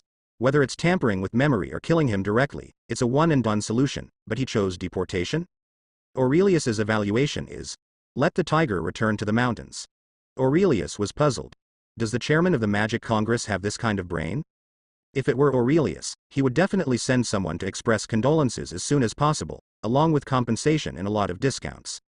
Isn't it worth wooing a genius wizard who has only been exposed to magic for half a year and is able to subtly capture an adult employee of the Ministry of Magic? Frankly admit his mistakes, and then help Aurelius find his parents with humanistic care, and then find out that Aurelius is a baby from France who was exiled in New York due to the Nomage disaster. Everyone is happy. The fault is not that of the Magical Congress of Magnesia. Their previous frankness and courage to take responsibility will turn into the reputation of the Magical Congress, and at the same time win the closeness of a genius wizard. And Aurelius can pursue his official career openly, gradually encroaching on the Magical Congress of the Magnesium Kingdom, and finally achieve his goal of occupying the magical world of the Magnesium Kingdom with his small and big skills. Killing two birds with one stone, both parties win-win. Only the French Ministry of Magic in the injured world can achieve it. Isn't this bad? Taking a step back, Aurelius also thought that the Magical Congress of the Magnesium Kingdom might take action against him. After all, a wizard baby living among the people is considered a shocking scandal in the Magnesium Kingdom, and paper-wrapped fire is considered a traditional entertainment. At that time, Aurelius would be able to openly and honestly become enemies of the Magical Congress of the Magnesium Kingdom, and then conquer the city and achieve the change of dynasty of the Magical Congress of the Magnesium Kingdom. Coupled with his heritage, Aurelius can build his own magical empire. Without top wizards like Grindelwald and Dumbledore in the Magical Congress, who can stop him? That's okay. Everyone is a loser, and he is satisfied with a world where only Aurelius Stone kills. Aurelius had written the script for them, but Pickery chose to expel him? I can't handle this. No matter from any angle, it was a stupid way to expel him, but it was this stupid way that held Aurelius back. Does he resist or obey? Resist. The Magical Congress of Magnesia just wants to be deported. If he resists, he will end up becoming a wanted criminal like Grindelwald. His justice is lacking. Obedience? America was regarded as a private territory by Aurelius. You let him go? Does this mean that stupid people are blessed? A stupid idea allowed the Ministry of Magic to escape? So, you came to inform me. Aurelius looked at Queenie strangely. Why? Why? Give me a reason. We have only met twice. The first meeting should not be considered very friendly. Queenie looked at him. My sister asked me to come. She told Chairman Pickery about your situation. She really has Tina's style. Tina's character is very strong, which may be related to the fact that her sisters were orphaned when they were young. Tina and Queenie's parents died from dragonpox, a fatal infectious disease, when the sisters were young. After becoming an orphan, Tina, as an older sister, had to take on the responsibility of taking care of her younger sister. She was said to be an older sister, but in a sense, Tina played the role of a mother. The two orphans wanted to protect themselves, so Tina disguised herself as a hedgehog. She was cold and unsmiling, and she worked hard to become excellent, as evidenced by becoming an Auror. But the kindness inside has not disappeared either. Tina has her own persistence. Although sometimes bad things happen. Aurelius's home is here, but now it is being evicted. Although the decision is not made by Tina, Tina still feels that it is her responsibility. After all, I have to leave here. There doesn't seem to be much difference between being deported and running away. At least being deported will not make you wanted, Aurelius said. Queenie was stunned, and she quickly said, I didn't let you abscond. Aurelius blinked, and then he noticed that as soon as he entered the door, Queenie said that it was time for him to leave, not that he should escape. What a guilty conscience. Aurelius laughed at himself in his mind. On the surface, he didn't care, but after all, he was a law-abiding citizen in his previous life, and suddenly he became such a gray or even black figure, which made him feel a little uncomfortable.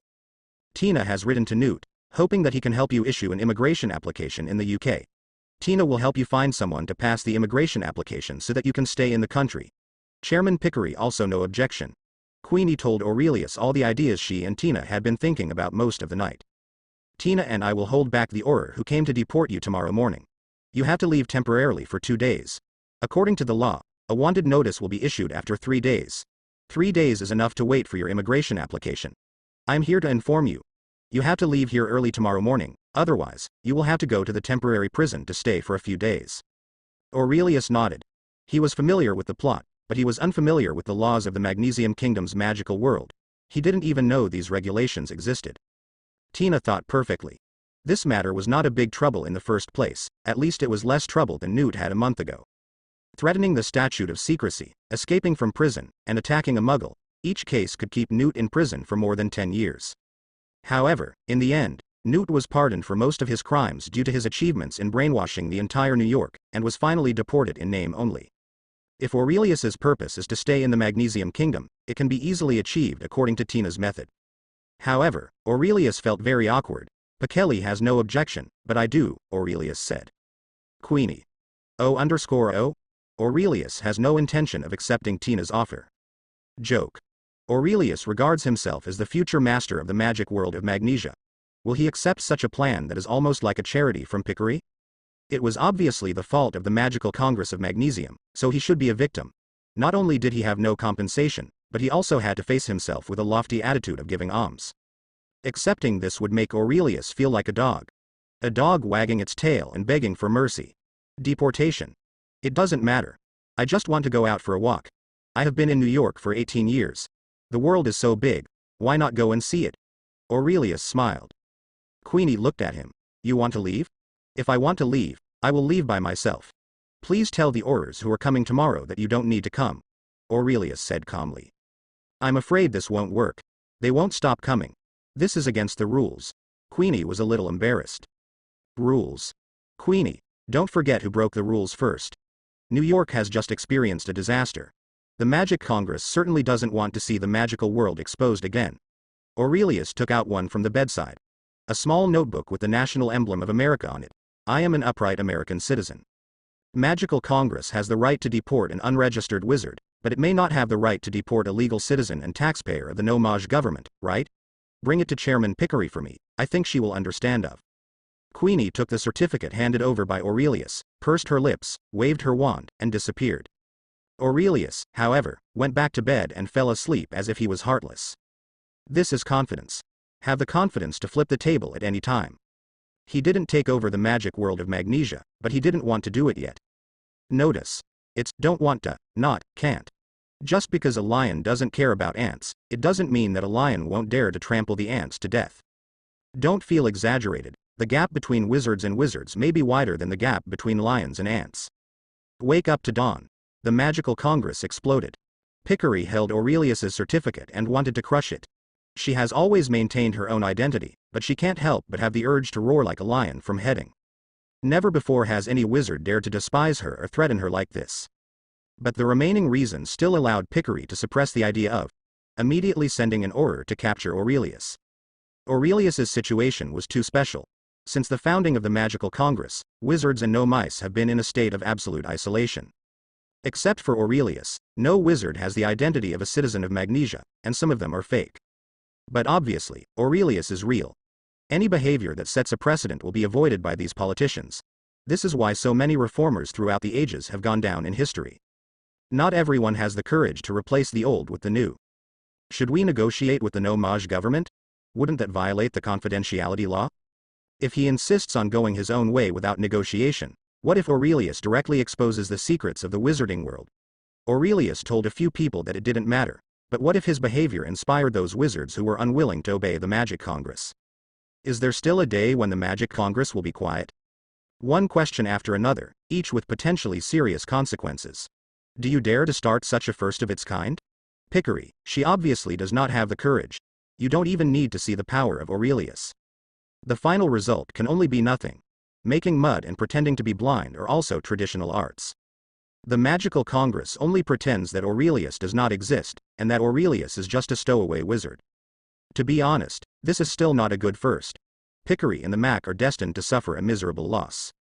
Tina breathed a sigh of relief. Aurelius is unwilling to accept her method, so this is the best outcome. When Queenie told Aurelius, Aurelius just chuckled and added a word that was not a compliment. It's okay. I finally stopped doing stupid things. Aurelius and the Max seemed to have reached some kind of tacit understanding. But this was also the beginning of the rancor. Aurelius could care less, but he couldn't ignore it. Who knows if one day I will give myself a hard blow. He lowered his perspective from the world situation to the magical world of Magnesia, then to Majori's, and finally to his low-profile summoner plan. The occupation that controls the rune puppet battle extracted from the Summoner's Riftline was named Puppet Master by Aurelius. This was the power that Aurelius intended to assemble his followers to bestow. Although the summoner is also a legacy and can be taught to others, compared to the Puppet Master who can spread it at will, Aurelius does not plan to spread the summoner's legacy widely at present. In the final analysis, it is still a question of control. The Puppet Master can achieve a strong control effect through the crystal center. No matter how powerful the Puppet Master is, he will be controlled by the crystal center. In this case, Aurelius certainly hopes that the more Puppet Masters the better. But not the summoner. Firstly, there are only a limited number of defenders with heroic potential. Without powerful contract heroes, the maximum level of summoners is just that. If you just want to be a contract defender, you might as well learn to be a Puppet Master. Secondly, it's a matter of talent. Everyone can learn Puppet Master, it's just a matter of speed. But that's not the case with Summoner. It has requirements for those who learn it. If the Puppet Master is a 5-axis machine tool, the Summoner is the legendary 8th level fitter. The third and most important reason is that Aurelius did not think of how to control the Summoner's life gate. He has a complete Summoner heritage, and any interception can give him an absolute advantage among Summoners. However, this only gives him an advantage, not a manipulation. These days, Aurelius is also thinking about this issue. In the end, Aurelius locked in the contract. He decided to intercept the contract. Any summoner who wanted to protect the contract would have to pay attention to the contract. He wanted to make the contract a disposable item similar to the glass version of the summoning crystal. In this way, he took advantage of the summoner's most important resource. But it's not enough. Each Puppet Master consumes a lot of summoning crystals, whether it is upgrading or repairing damage, but each summoner can only use the contract once. What else can be transformed into a resource monopoly? Aurelius frowned and thought, equipment soul, summoner skills, or runes. It can't be gold coins, right? Why can't it be gold coins? Aurelius blinked, as if he had discovered a blind spot. Gold coins are formed after gold has been transformed into gold coin columns, used to make equipment souls. The gold coin column seems to be a basic ability that every summoner has, but who lets Aurelius decide the summoners in this world? If he can intercept the contract, he can intercept the gold coin column. No one can make gold coins except him. In this way, gold coins become a unique material. Other summoners want equipment. Yes, serve him and get gold coins. The number of equipment is limited and the equipment is permanent. Who needs gold coins after being equipped with Lucian? There are also consumables. Do you want various mixtures? Do you use various potions? Are you tempted by the life-saving stopwatch? Aren't you envious of the true eye, which has a duration but can be used as a teleportation anchor? Is the powerful Thug Rift Pioneer hololess? None? If people don't care about you, what are you waiting for if you don't wait for a beating? Contract control, gold coin monopoly, and the splitting of equipment souls into independent professions, as well as the retention of runes. Nothing is a strong control, but a multi-pronged approach is already available. The road ahead is clear and you can leave. Aurelius smiled broadly. He wasn't lying, he did plan to travel around the world. The purpose, of course, is to find materials for making the crystal hub. Puppet Master is his chassis. Without a huge Puppet Master to serve him, even if he uses powerful force to forcefully occupy the Magic Congress, it will not help, he can't control it.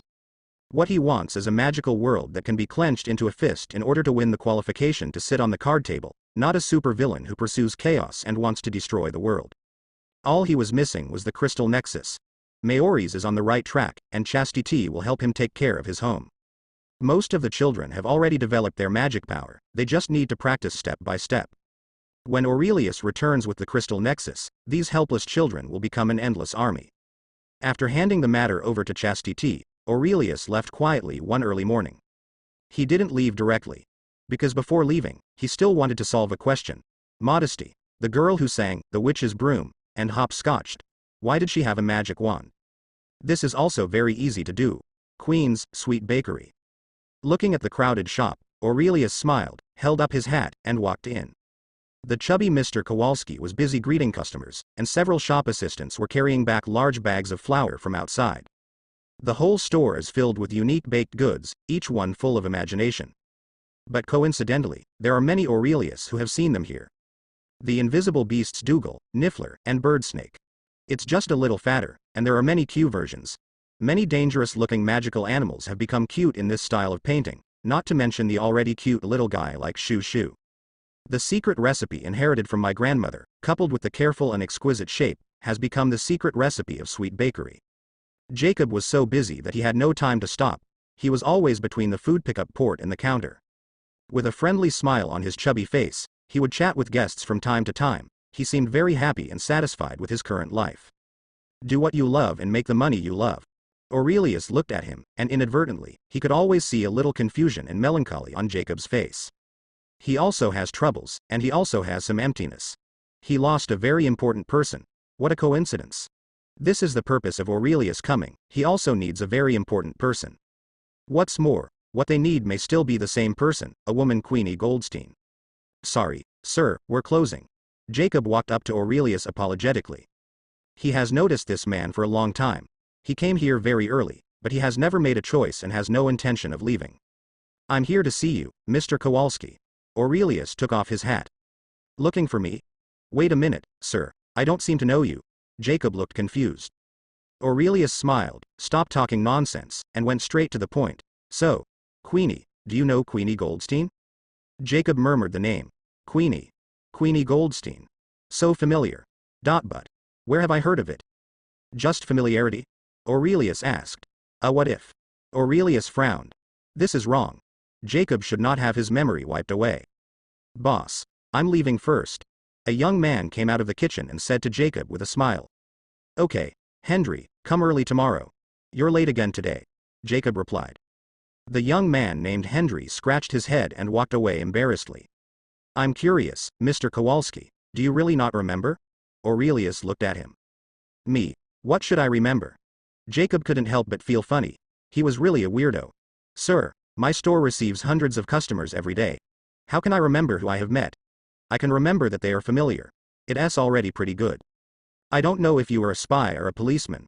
All I can do is tell you what I know. Do you have anything else? Jacob spread his hands helplessly. This is a big problem. Was Jacob really wiped out of his memory?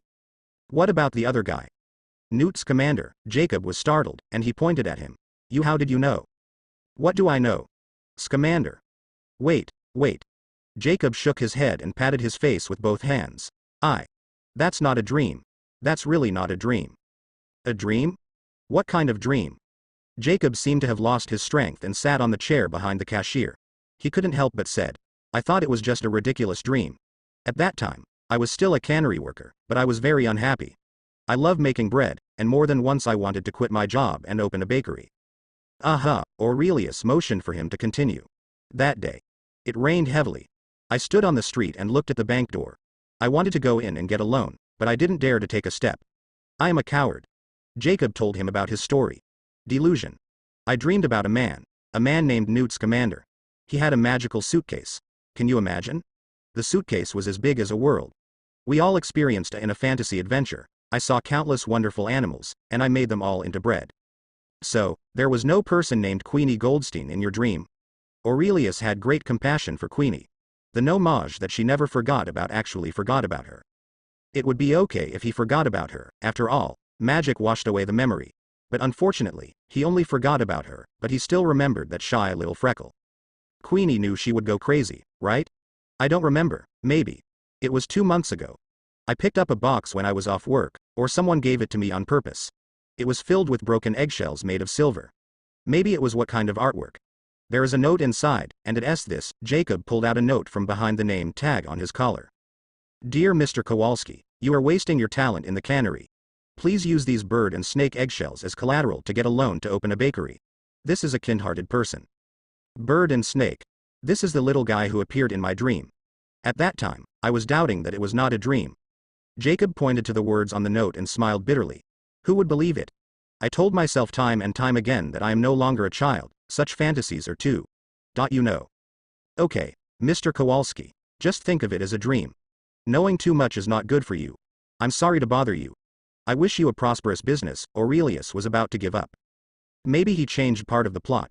At least the place where Grindelwald was captured was a square instead of a subway station. This may have resulted in Jacob being out in the rain longer and forgetting more things.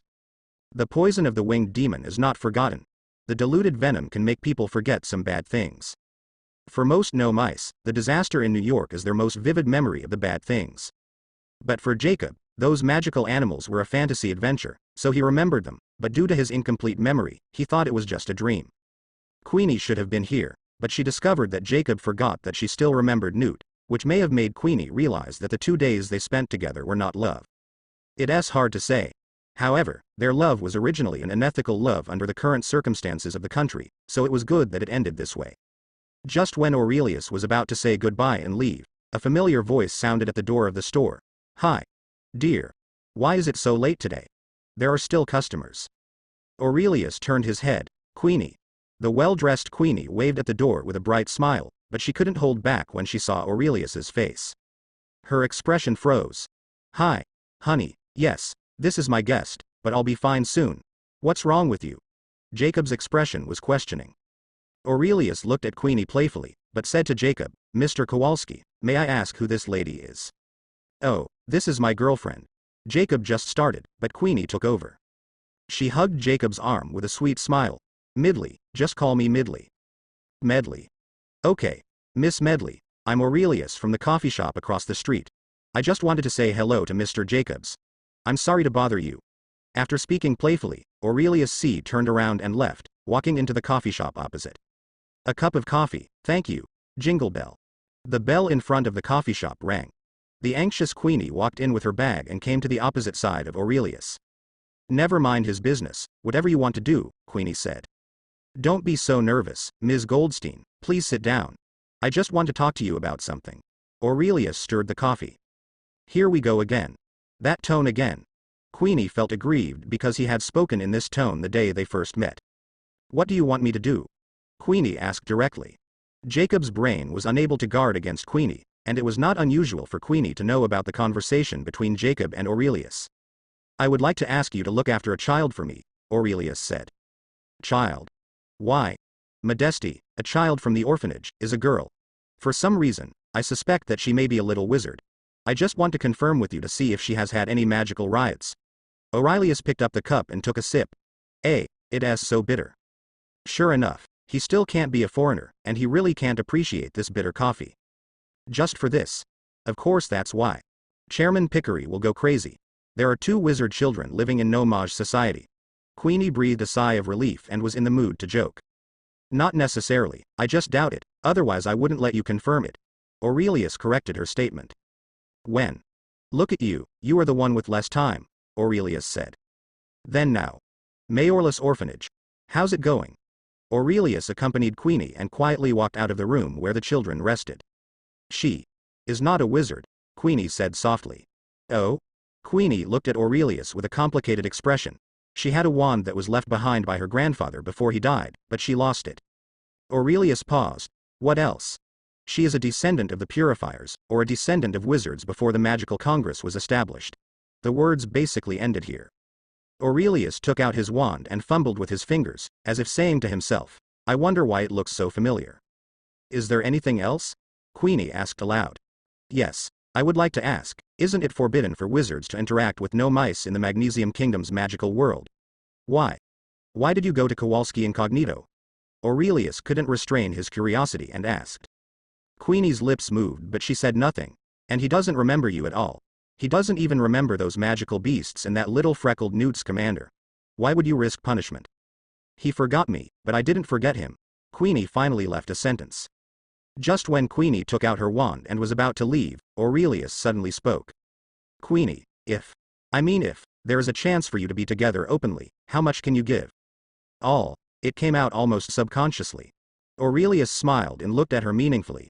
"If you are willing to believe me, although I don't know why I should let you believe it, but if you are willing to believe me, there will be such a day of." Queenie's eyes sparkled. "Really? What if?" Aurelius shrugged. "Okay, if." Queenie nodded heavily and disappeared into the courtyard. Aurelius stretched. The result is not bad. It solved a question and planted a seed. Recalling Queenie's determination just now, Aurelius couldn't help but clicked his tongue. The love brain is so scary. especially a love brain witch. But this also gave him the opportunity to become a born legilimency master, perhaps the only one in the world. This is real talent. If you want to achieve great things, talent is very important. By the way, talents, it seems there are a lot of talents. Aurelius suddenly thought of a person, Nagini. Nagini is beautiful, it doesn't matter. Nagini is a blood-cursed orc, that's what matters. The so-called blood-cursed orcs are a curse originating from blood. In the early stages, these blood-cursed orcs were like natural animagus, able to switch freely between humans and beasts. As time goes by, the blood-cursed orcs will gradually be controlled by their animal nature, and they will remain as beasts for longer and longer, until they completely forget their human identity and live as a beast. Aurelius was interested in the blood-spoiled orcs. As far as he knew, there were not many blood-cursed orcs around the world. He is different from other wizards. Faced with the terrible ending of the blood-cursed orcs, wizards are afraid, frightened, and alienated. But in Aurelius's eyes, he only saw the tyranny of the blood-cursed orcs. A born animagus. Compared with ordinary animagus, the beast form of the blood-cursed orc has great growth potential and has very good combat power. In the future, Nagini, who has completely turned into a beast, is made into a Horcrux by Voldemort. Her combat power is also quite amazing, at least ordinary wizards can easily defeat her. As long as that bad side effect can be avoided, the combat effectiveness of the blood-cursed orcs will only be stronger with the power of intelligent beasts possessing humans. Another point is that the beast forms of the blood-cursed orcs are all kinds of strange, and these beast forms themselves can cope with different situations. Outside of combat, it can also play a unique role. The last point is that the lifespan is long enough. Wizards say that blood-cursed orcs will eventually turn into beasts. This is not true. Nagini was now in her 20s. She survived until 1998, and was killed by the Gryffindor instead of dying of old age. 100-year-old snake? Isn't this a little basilisk? It is easy to understand that the longer the lifespan, the more valuable it is to cultivate. The blood-cursed orcs were abandoned by the world, but this was Aurelius' opportunity. The premise is, he can solve the tragic side effects of the blood-cursed orcs. It seems I really have to go to the circus. That little circus is full of hidden dragons and crouching tigers. Literally, hidden dragon and crouching tiger. Aurelius had limited connections with the magical world. But fortunately, I learned some common sense information about the magic world through Queenie Aurelius. For example, Commercial Street. The magical world of Magnesia is different from that of Britain. In Britain, there is only one commercial street, Diagon Alley, and Hogsmeade is half of it. The main reason is that Britain is a small place and has a small number of wizards, so there is no need for a large commercial street. The country of Magnesium is different. It is vast and sparsely populated, and the number of wizards is 3 times that of Britain. Coupled with the antagonism between wizards and no mice, a short history, and other factors, a business model with the characteristics of the magical world of Magnesium was formed. There are almost no commercial streets in Magnesia. Family life is the norm for wizards in Magnesia. To put it bluntly, it is a small-scale peasant economy, and most wizard families are self-sufficient. And because of the existence of apparition, the geographical gap has been narrowed. Some families are unable to produce enough goods and sell them in shops located in various towns in the country. Later, several commercial streets actually appeared one after another, but they were all small in scale. There were obviously several times more wizards in the UK, but the scale of the commercial streets was less than 1/3 of the size of Diagon Alley. The Magical Congress has only moved to New York a few years ago, and the largest shopping street in the country is not in New York either. New York is an emerging city, and all cities in the country are emerging cities. There is no saying from ancient times, and it is obvious that no mice will not reserve space for wizards to build a commercial street. Therefore, the shopping street in New York is called Wally's Cave, which sounds a bit rustic, but if it is a transliteration, it is called Wally's Cave, which immediately makes it look more foreign. Woe-Ree Cave is an underground commercial street. Located underground in Queens, at a depth of several hundred meters. It was transformed from a huge cave. The top of the cave looked like a starry sky, with countless candles suspended to form starlight. The unique cave shop has a unique style. Even though it has only been around for 30 years, it is small in scale, but its special style makes it a must-visit travel destination for every foreign wizard. The Magic Congress also intends to develop Wally's Cave. Although it is not large in scale, it has an extremely rich number of shops. All famous magic shops in the world have been asked to open branches here. There are nearly 100 of them. Wally's Cave is not a linear layout like Diagon Alley, but has a circular layout around the large square in the center. The high cave roof gives more space for use, and several shops are arranged in a stepped manner. Since it was built not long ago, the planning here is very new. Each store looks exactly the same size from the outside, and the internal space is expanded by the traceless stretch charm. There are exquisite statues outside each shop, and there are also some magical plants that can light up to add life to the cold stone caves. Strolling through the central square, there are many people here. In fact, Magnesium Country wizards rarely like to go shopping, but these days are an exception. The entire month of April is a festival in the magical world of Magnesia, which originated from the Salem witch hunt. In May 1693, Phillips granted a general amnesty to all prisoners suspected of witchcraft and terminated all trials. This means that the most miserable period for wizards in the Magnesium Kingdom is over. Wizards and no mice are completely separated, and wizards will no longer suffer large-scale persecution. Therefore, wizards celebrate this day as the New Year's Day, and the month before the New Year's Day is called the Nirvana month. The New Year's Day and the Nirvana month are the most important festivals in the magical world of Magnesia. Various parties, gatherings, and shopping are naturally indispensable. People gathered in the commercial street, and the huge flow of people also spawned some entertainment activities. Why do I feel like I'm visiting a temple fair? Aurelius held a bowl of special ice cream in his hand and looked at the colorful and festive atmosphere around him, feeling very familiar. Although the layout is different, the atmosphere is similar. Aurelius really felt like he was dreaming back to his previous life and visiting the temple fair during the new year. And there's juggling, it's more like that. The center of the square was occupied by a huge red tent, which was very lively, and all kinds of cheers came from the curtains. Outside the tent, some clowns and jugglers showed off their unique skills, attracting attention. The mysterious circus, it should be here. Aurelius held the ice cream and paid for it with a drog. This is the currency of the magic world of the Magnesium Kingdom, and is roughly equivalent to the British gold galleons. Aurelius wanted to confirm whether this mysterious circus was the target he was looking for. Aurelius felt that it was most likely because of the slogan of this circus, monsters and strange people. He was very curious. The magical community in Magnesia disliked magical animals very much. They believed that magical creatures might expose the wizarding community. Then, how was this circus allowed to come to New York? As people entered the tent, Aurelius looked around. This place looks no different from an ordinary circus. Because he came in a little late, he missed the first part of the performance. The clown who was juggling was holding 3 fireballs in his hand and turning them upside down. He was stepping on a metal rod suspended in midair, shaking and making all kinds of exaggerated and funny movements. But in his hand, his kung fu was very hard, and it was thrilling every time, but he never let the fireball fall to the ground. This received warm applause from the entire audience. The clown made his final bow, and a man with a full face and a big beard came out wearing a top hat. He was the circus leader and the host. Gentlemen, ladies, at the Mystic Circus, you will see the most magical performance in the world. Clowns? Dancers? No, they have special skills, but they are not magical enough. The bearded man shouted with a smile. Warmly announced, next, let us enjoy a magical performance and welcome the orc John with applause. The audience applauded generously, even if they didn't know what an orc was.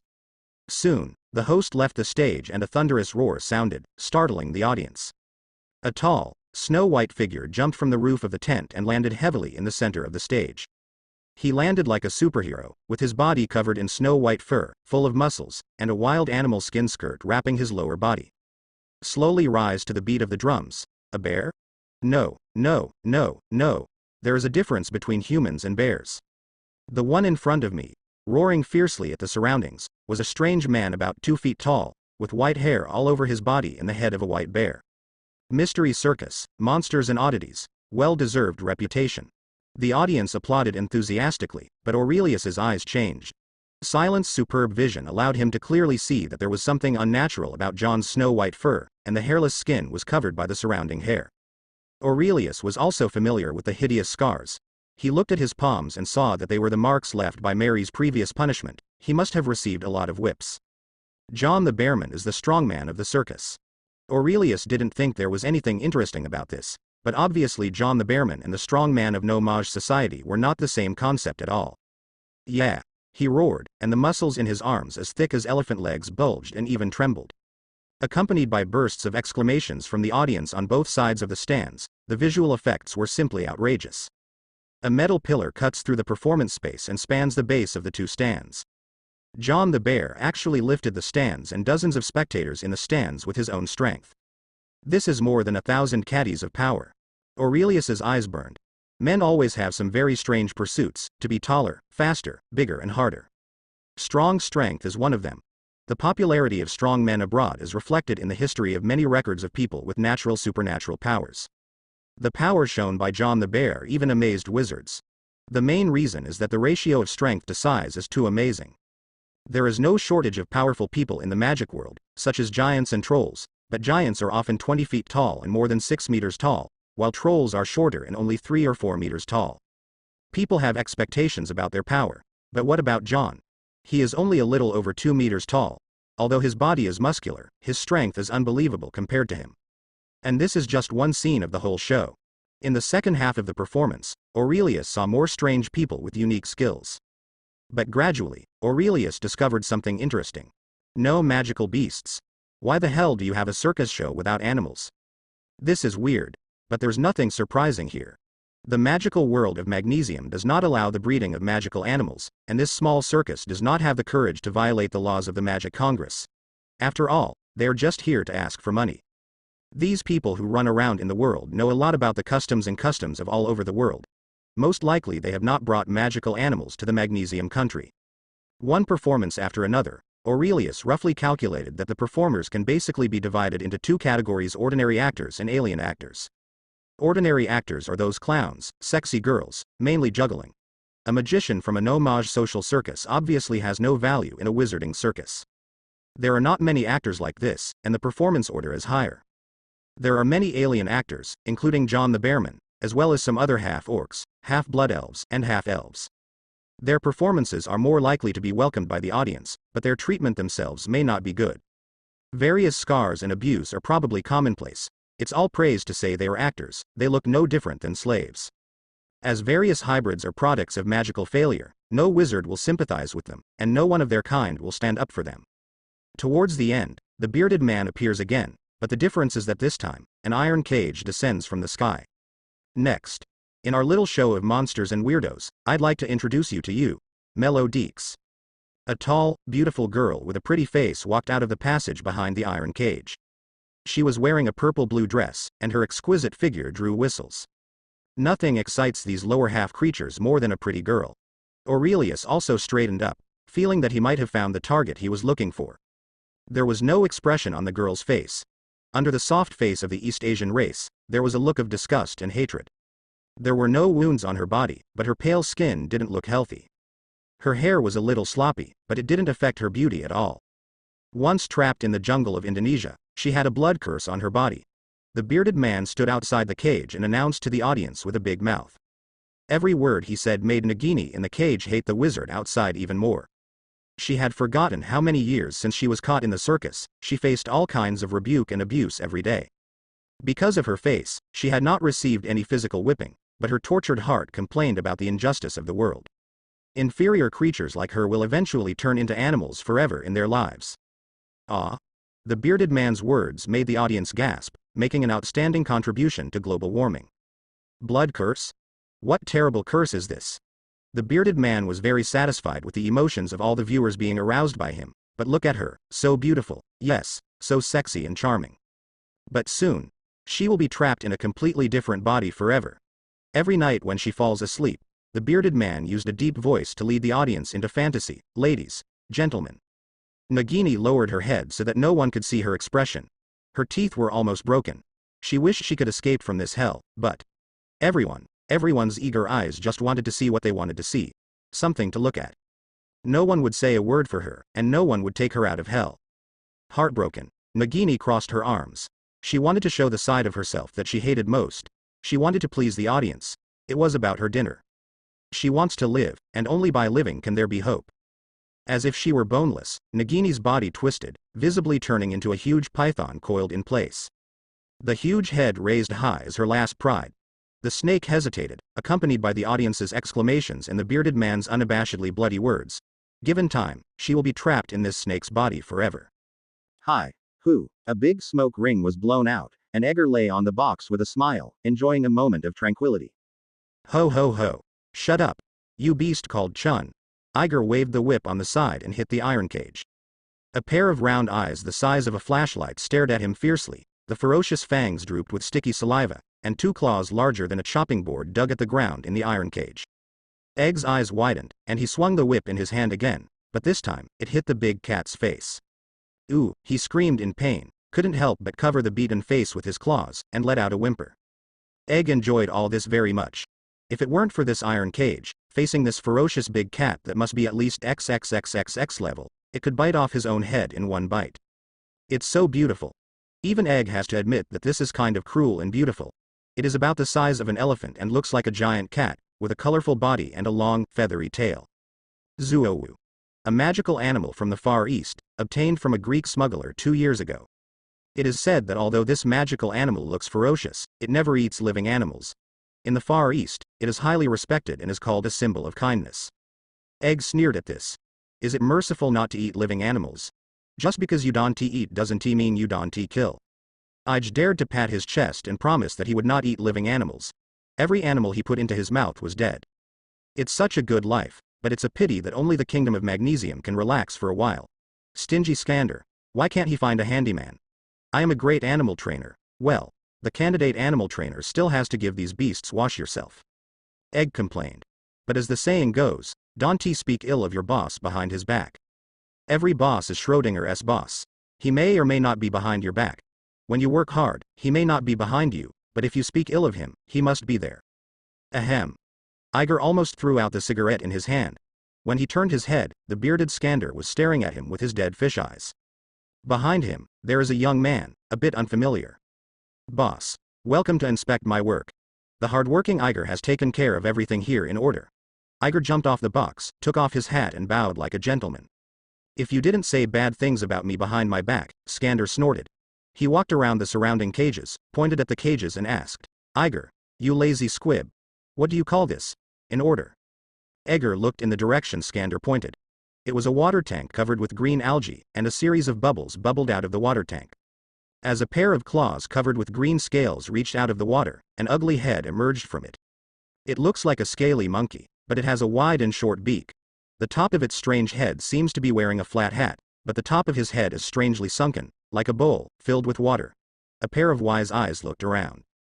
This weird magical creature seemed to dislike the green grass around the water tank, especially the water grass in his head. It tore at it with its 2 claws and stuffed it into its mouth hatefully. The 2 catfish-like tentacles on the side of the mouth trembled and trembled, which was very funny. There are more aquatic plants in the kappa tank than there are lice on your body. Egg. It seems that you haven't worked well in the past half month.